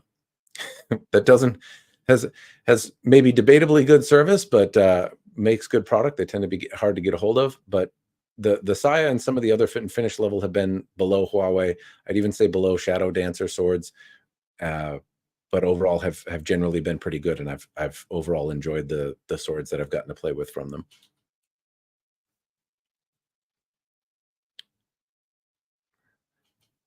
All right, Swords of Northshire. Have you had one of these? Yes, and they are, as far as I'm aware, a direct reseller of Ryan Sword. You can go on Ryan Sword's website, find swords, and then find them exactly the same on Swords of Northshire, but with a hefty markup. And I believe that's because Swords of Northshire is US based, and you get US based customer service with them. So they're basically being a reseller for Ryan Sword, but charging you to have somebody who speaks English well and understands the US market more. I have two from them. They were okay-ish, nothing special. I placed them basically at the bottom of the drop-down makers because of the markup. So the value is a tough one to equate, because I don't disagree with them having fundamentally some of the same stuff that you would find on Ryan Sword or other manufacturers out there, and charging more for it. So truthiness. At the same time, if your time is valuable, right? You want to order a sword, you want to practice with it, you want this custom doowacky from your drop-down stuff. You want it to be bespoke to you, at least in some way. Even if you're picking the parts bin, your combination is unique and it resonates with you better than any other model that you can kind of buy off the shelf. Then if you were to go to Jayco, or you were to go to some other, as you call them, drop-down manufacturers, I think you're more likely to get what you asked for the first time with Swords of Northshire. Okay, and so yeah. you're less likely to have to send the sword back, or to have to play phone tag, or to waste your time doing it. You order the sword and you're much more likely, I think, to get what you asked for and have it be the thing that you wanted. It's not to say that other vendors can't do it. That Kane was just talking about a Ryan sword that came out and was the thing that the person ordered. So I think other people absolutely can do it. But a common thing that I hear is like, this wasn't what I wanted, or they gave me a discount, or it was so bad they sent me a whole nother sword, or this thing. And it's a story that you hear all too often, but you don't hear it so often with Swords of Northshire. So They do offer a lot of different customization. I think they're going to send me something that is different from them, but I might get another one. I have reviewed one, and I asked for a bonkers set of different nonsense, and they did all of my nonsense. And I asked for a swirly Mitsudome here, and nothing that would, be too surprising for you. It was more or less swirly Mitsudomes everywhere, but also some oddness in the shape and, this, that, and the other. And they did everything that I asked them for. And it was exactly as I described it to be. And I give some credit to that, because I don't personally have a huge amount of discretionary time, despite the fact I'm on the internet for 4 hours talking about sword manufacturers. But when I order a sword, I want it, and I don't want to send it back, and I don't want to. I want the thing that I asked for a reason, and that time is precious to me. I want to be out using the sword and enjoying it, not thinking about what concession I had to make for a discount, or that I have to wait an extra amount of time to get the thing I want. That really can sour the experience for me.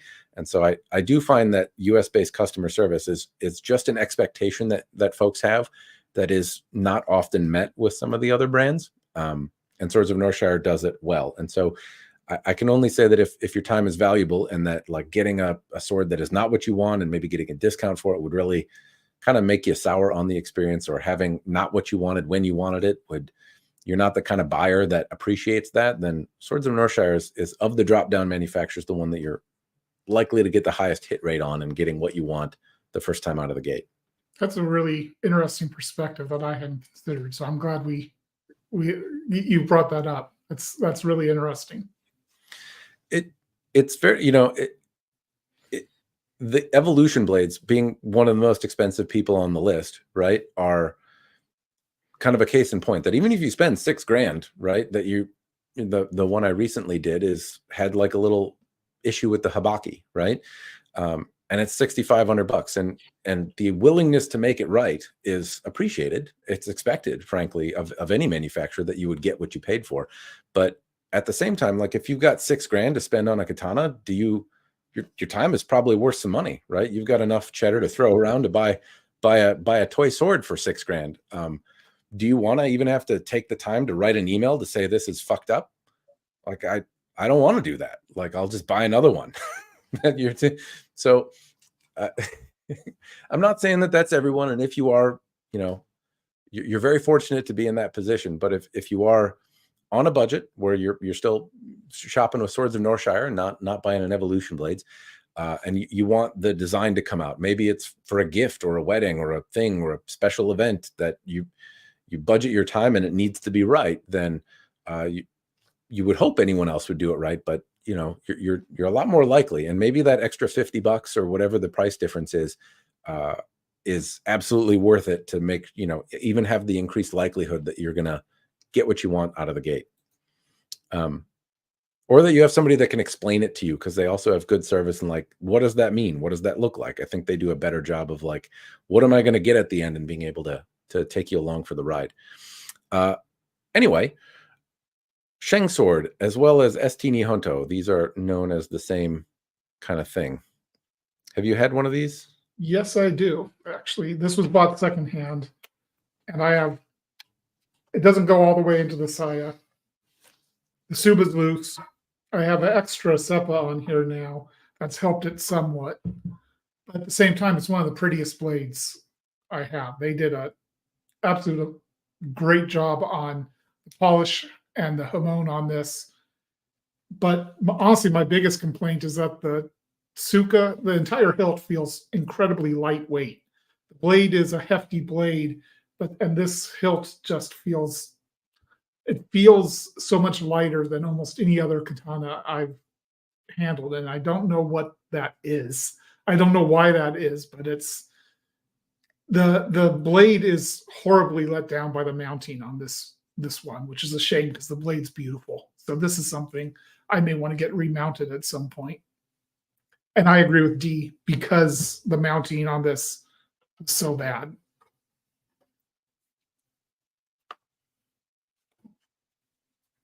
You can see it's that.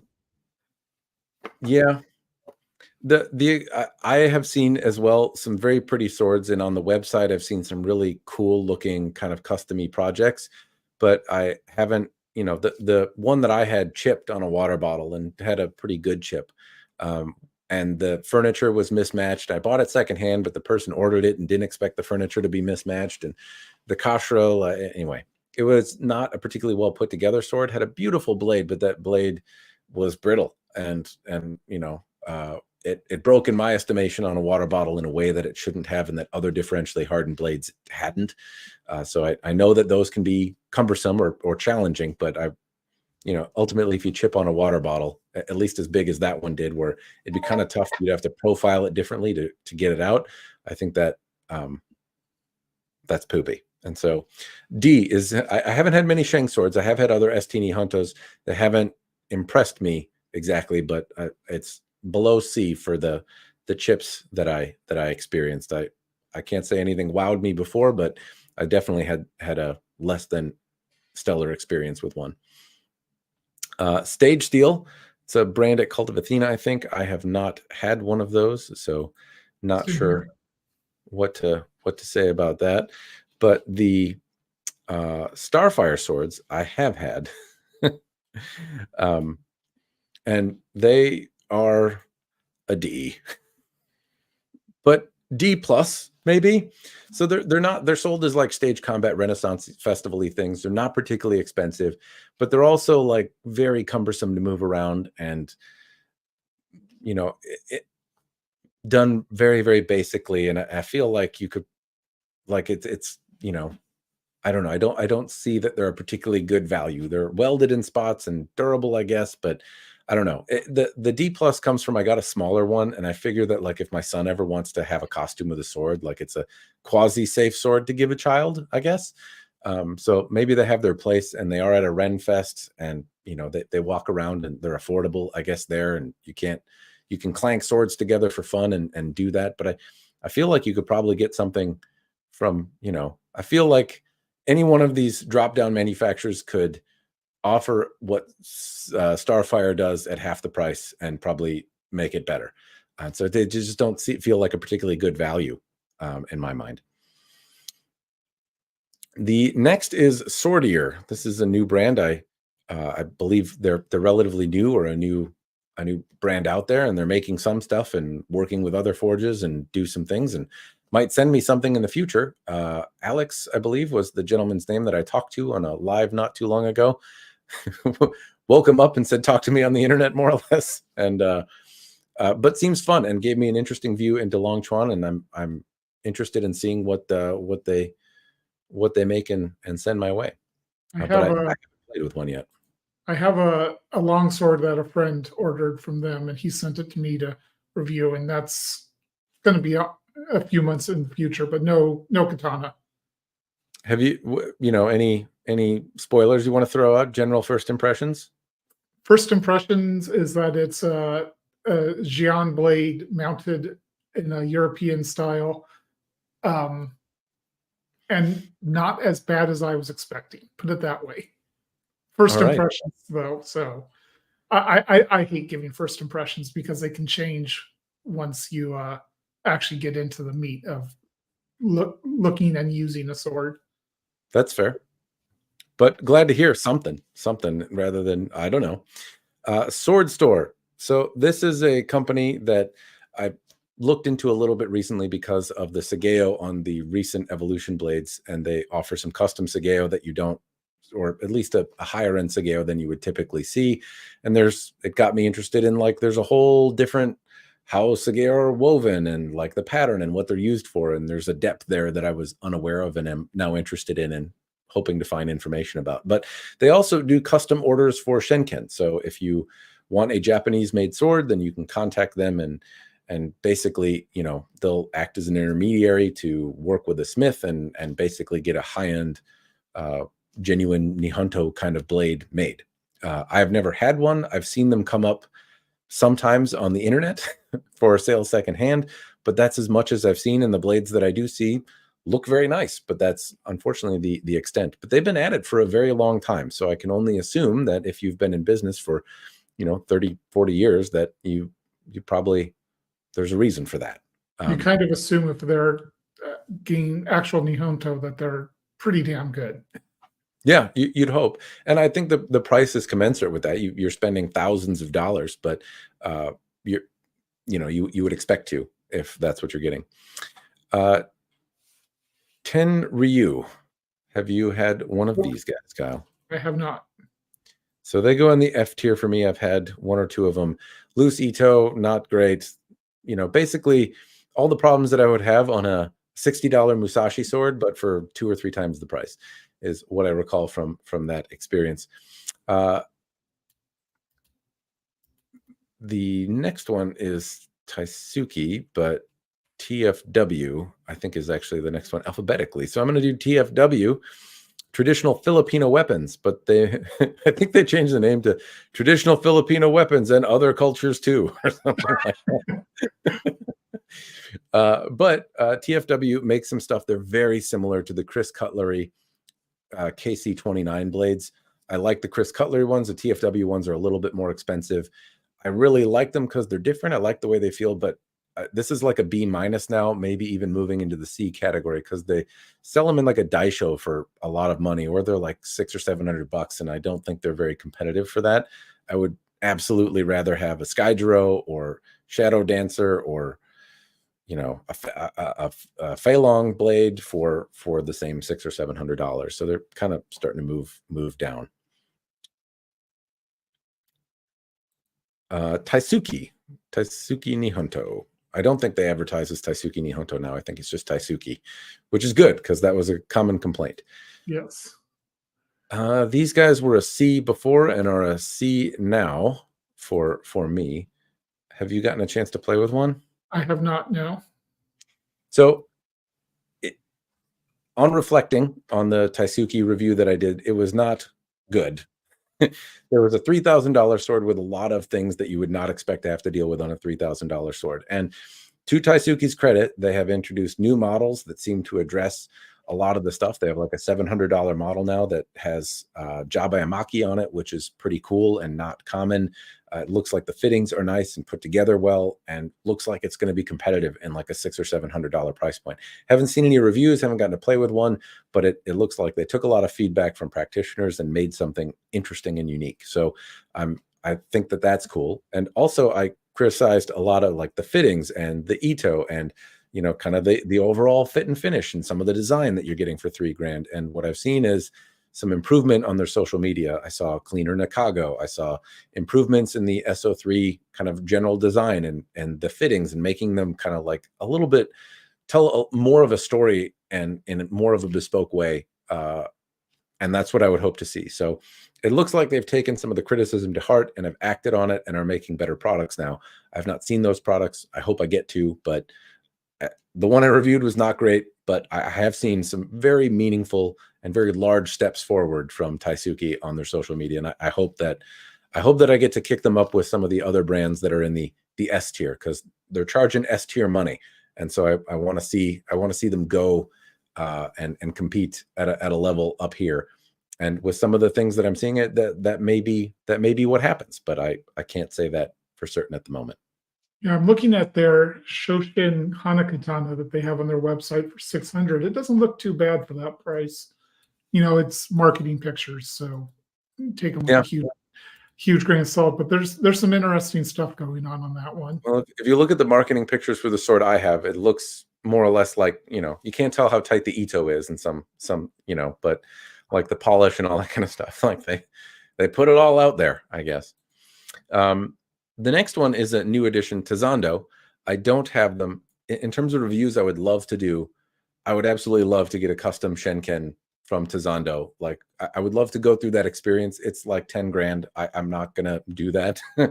I would love to be able to do it. If there was a review sample I could hope to get for Christmas, it would be that. I understand why that wouldn't happen.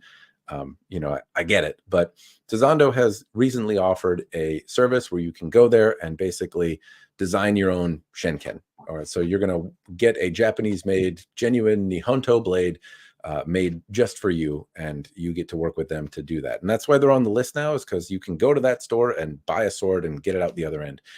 And I find that extremely exciting. Tizando is a brand that people are familiar with from an iaido standpoint. I have them. They work great. They're the bee's knees for dull blades. But if you want a live blade, now you can basically get one made for you that is custom, and basically what Sword Store, I guess, was kind of doing. But the website is a little bit more familiar, a little bit more akin to the drop-down stuff. And so anyway, they've been a trusted name in dealing with sword and martial arts equipment for a long time. And so I think it's really cool that they're doing that. I haven't seen anybody do it, though. So I have no idea what the experience is like. I have no idea what the outcome is. I have no point. I'm assuming it's good. I haven't heard anyone say anything bad either, but I don't know what the outcome of that is. So I'd love, if you have any feedback, if you've done it, I'd love it if you told me about it. But it seems really cool. Some people want a genuine blade. They want, like, it's made in Japan and done with all the that traditional license thing means a great deal to some buyers and collectors. And so it's cool that there are options out there, and Tizando happens to be one of them. So, and it's one of the ways that you can get genuine Japanese sword that you don't have to feel bad about using. Like, if you get a Nihonto, an antique, there's a lot of there's history involved there, and a lot of people are a firm believer that you should never cut with them. And if you want to see how an actual Japanese sword cuts, then that's one way to go about doing it without having any risk of damaging history. Very true.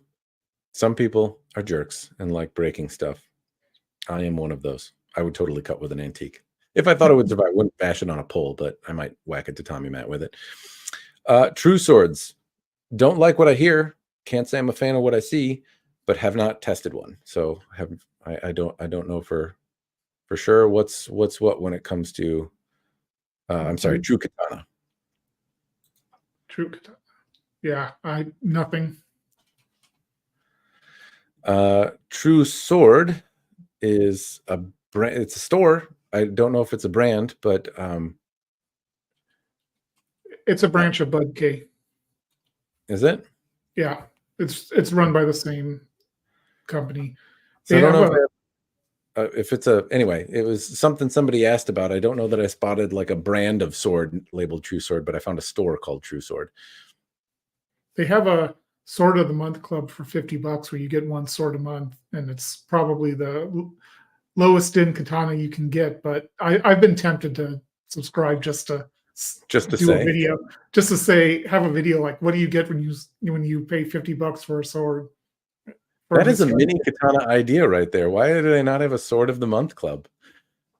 Mini.Katana, get on that. That's a you thing. All right. United Cutlery. This was a D tier for me. It's basically a more expensive version. I think it was like an $80 sword that I had from United Cutlery. That was a 1045 sword, and it had Ito that fell apart the first time that I used it. No experience. All right, Walter Sorrells. He goes up in S tier. Walter Sorrells is a much larger YouTuber than me and a very prolific swordsmith and knows all sorts of things about all sorts of things. And he's an author and an all-around interesting international man of mystery. I have had a few swords by him, as Wakizashi from W2, as well as I have a folded steel sword from him that he's talked about in sword making. It has a cool profile. It's really old. He's improved a lot, but I know he's also a guy that can do start to finish, make you a sword, and then make a video about it too. So I enjoy his work. I enjoy his YouTube, and I think he's an all-around cool dude. Should probably try to talk to him live on the internet sometime. Hey, hey, Randa. Hey, do you want to talk to me live on the internet right now? I'll send him a link right now on Facebook. All right, Windless Steelcrafts. I didn't know they made katana. Apparently, they have made some Wakizashi like tactical stuff, but they have made some katana-esque stuff. And this is asterisk D, because I've had windless swords. I've had a few varieties of windless swords, and I think I have not been particularly impressed by them. So not as an overall brand do they get a D, but in all the things that matter with a katana, they would. in terms of drawing from a sheath, in terms of no ripples in the sword, in terms of like all of the things that I would hope for in a Japanese style blade would disappoint me with the common things that I see in windlass. So I would likely put them, if I imagine a windlass katana, even though I have not had a windlass katana, I've had windlass shamshears, I got a windlass curved sword sitting right over there. Yeah, I think windlass doesn't have the experience in katana to do the blades and mounting properly. I would hazard the guess. I think they made like a tactical wakizashi kind of thing once, but it did not look. It looked like it would hang out with scorpion swords. So I'm giving them the benefit of the doubt a little bit. Their other swords can impress in some other ways. Not always. Sometimes they can disappoint. Hence the fart noise I made when the Viking sword broke from their battle cry line. But some they do make some generally good. There's not a D overall for windlass, is what I'm saying. They do make some other things that I like. But when I think of the katana that I see, some of the anyway, I said it already. You get it. Just putting in the caveat that I'm not saying windlass is bad overall, just as I think of katana. Yeah. Wing Witty. This is a sword brand that, as I understand, had a place in the market. Like, was one of the first to offer like really budget, really cheap swords. But I have not seen or owned anything from them personally. Yari no Hanzo. You've had one of those. I have not. I have had one of those. I would actually put them in A tier based on the one that I got. It was mid 100s. I don't remember the exact price, but really they did a lot of good stuff on it. The mounting was better than you see on most budget katana. The Ito Maki was pretty tight. There's no real ledges. The Fuchikatra casting quality was decent. Overall, it was just a really solid katana at, if I remember right, it was around 150 euros. And then you had to pay extra to have them do an actual sharp because their default is iaido. But did you like it more than the Surudoi katana from Romance of Men? yes, I would say that it was a better option than the Surudoi, not by a lot, but enough. By a grade. By a grade, yes. Especially because it was, how do I put this? To me, the aesthetic was better.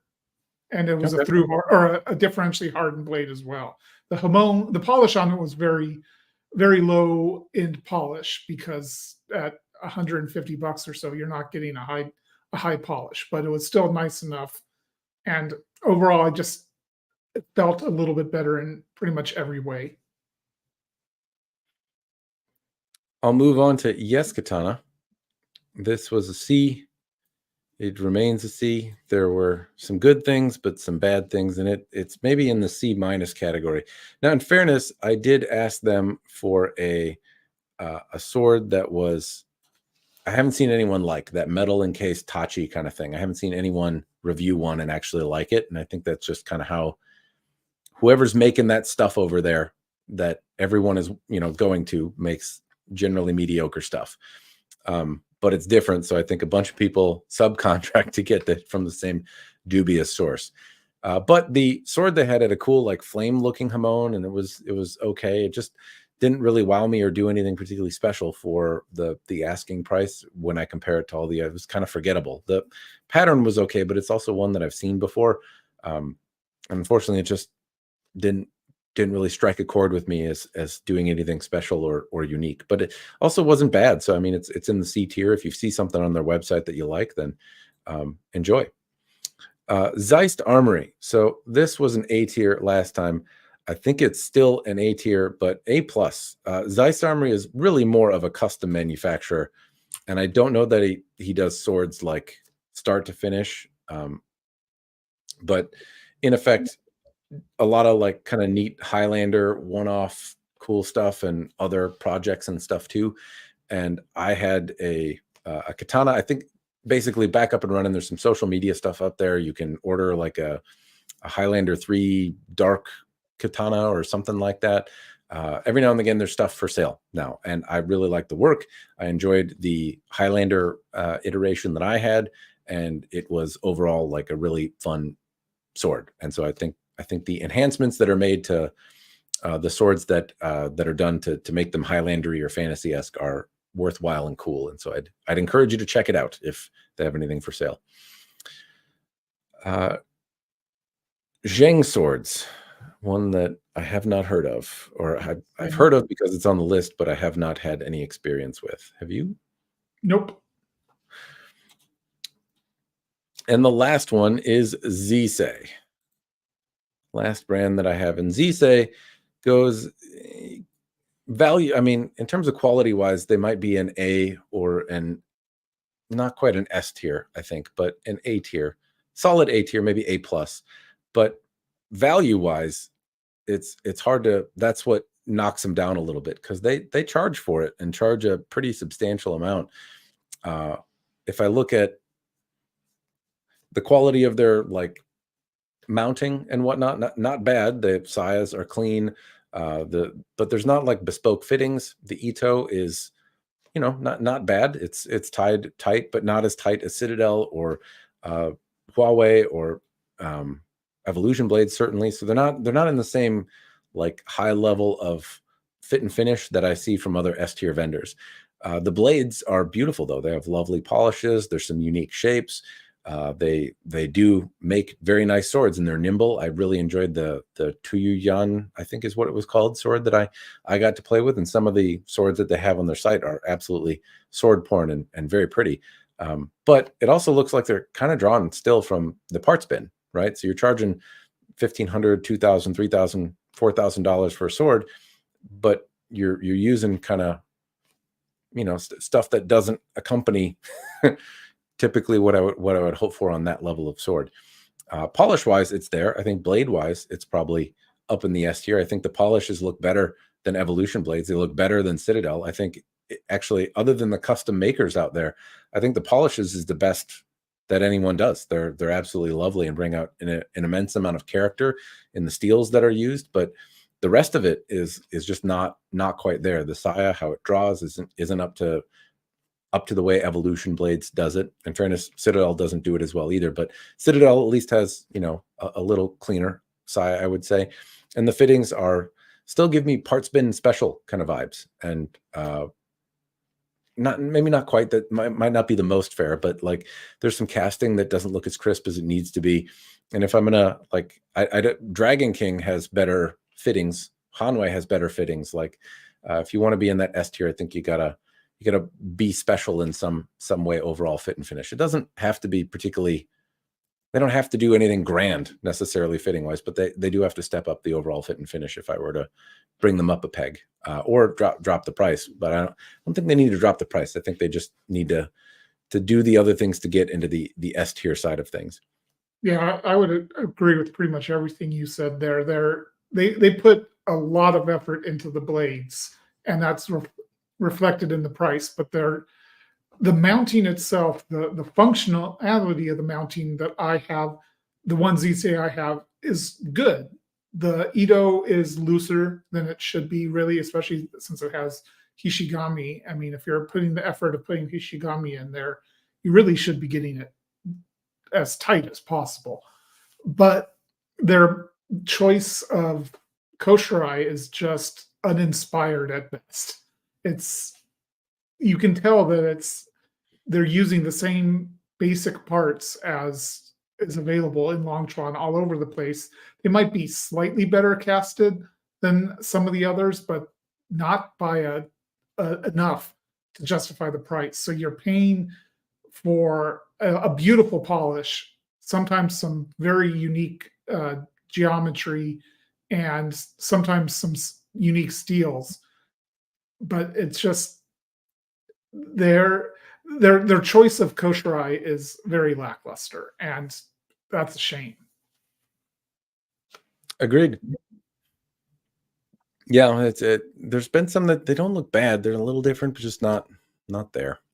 Anyway, that is the tier list. That is the whole. We've made it through all of them. And I got only to you next. 4 hours. I got two you missed. Oh, Howard Clark. so Howard Clark didn't go on the list because he won't. I don't want to say won't, but like generally makes a bare blade that you then have to. He'll make a habaki. And I don't mean to put words in Howard Clark's mouth. Maybe he'll do it start to finish, but typically people will buy a bare blade from him, maybe a bare blade with habaki, and then have somebody else polish it and have somebody else mount it. I did see this, like he made something with like a, I don't know, like a whale penis or something. Like he made some, it had a bone handle and it was like the cock bone of some animal or something. It's been, I might be misremembering that. I hope I'm not, but anyway, the basic gist is he can do a mount himself, but I don't think he generally does. I think he absolutely can make fittings if he can make a sword, but it's just not something I typically see you go to Howard Clark and get a fully mounted katana out the other end, which is why Rick Barrett isn't on here. Again, you would not typically have Rick Barrett do, he would do polish, but I don't think he did the whole mount. And I think he would make like Fushi and Kashira. I've had him make Suba, like I know he can do some stuff, but he would generally not like do the whole thing. Not to say you couldn't buy a sword from him and have the whole thing come out the other end, but I don't think he would do it like Pavel or Rado or Josiah or Walter Sorrells. Now, either one of those guys you could also buy a bare blade from and then have somebody else do all the work, but I believe they do like kind of a start, or at least can do a start to finish and have demonstrated that they do it at a pretty high level. Okay. Is there anyone else? The other one is a company that is out of business now, is Yomi Kuni. Yomi Kuni. Yep, I did not include those. I never had them. They'd be in the non-NA category, but I recall a review from Scholagrim about one or something. Yeah, I did a review of that metal encased hilted tashi that you talked about, and the blade was beautiful. The blade was absolutely beautiful. The hilt sucked because it bit into the hand in multiple places. But Poopy. I also had a katana from them that was like their very budget level katana. It was like 150, 200, and it was not particularly good. The knots on the idomaki, they didn't alternate the knots. It was kind of loose fit idomaki, and it was just everything about it screamed low budget Longchuan katana. So I would probably rank them around low C, just because there was nothing that really set them apart other than the fact that they had a few models that you don't see elsewhere. But they're also out of business now from everything I can see. So yeah. I'm trying to think of who else would do start to finish katanas. I know there's probably custom smiths that I've missed. There's, yeah.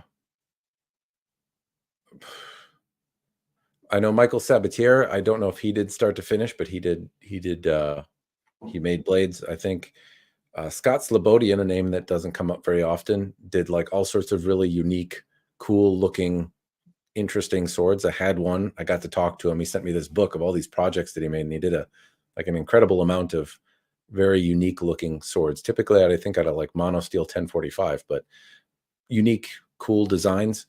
There's people that have been on Forged in Fire and make a katana. Is it Dragon's Breath Forge? Matt made a katana anyway. There's been a number of people that like can, but that you would typically go to that specialize in it. I'm not sure how many I've missed, but here's another one for your NA, at least for me, is Atar.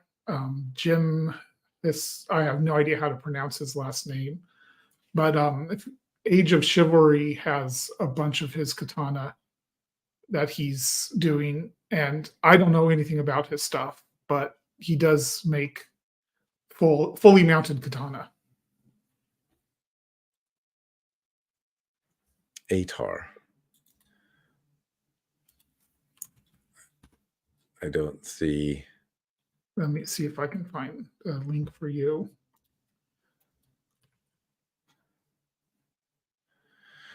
Well, in any event, Matthew Parkinson, Spicy Mac came in with Dragon's Breath Forge. He was on the first Forged in Fire made a katana, and I've seen a replica of that made from, I believe, Sword Friend Carlo. So yeah, there's other folks out there that probably can, but I don't know how many folks that people go to have a katana made. I'm missing probably an enormous amount of Japanese smiths that do just that, but I have less experience with them, ironically. So anyway, I think this is where we can call it, though. We've successfully taken the 109 sword manufacturers, talked about them, gone over it. So I do want to encourage Kyle. Hopefully you do it. Hopefully Kane does it. Hopefully anyone else that wants to does the tier list. I'd love to revisit and talk about this, or maybe another one about just sword vendors that we have wildly different experiences with. I know we've done some of that already here, but it'd be fun to kind of take the highlights and do it in a not 4-hour video. Likewise, again, just to for those that are joining late, this was my idea of value, and some other voices got a chance to join in throughout the stream and give their thoughts on a few thises and that's. I know I said I would do alphabetical and then didn't do it, but I'm glad I did, because Sword Friend Kane offered quite a bit of useful experience, I think, based on two brands that I would otherwise not have any experience with, or there wouldn't be any information about. So hopefully it was useful. Thank you for joining. It's been the longest stream I've ever done, and I need to pee. So with that, I will say cheers and thanks for watching.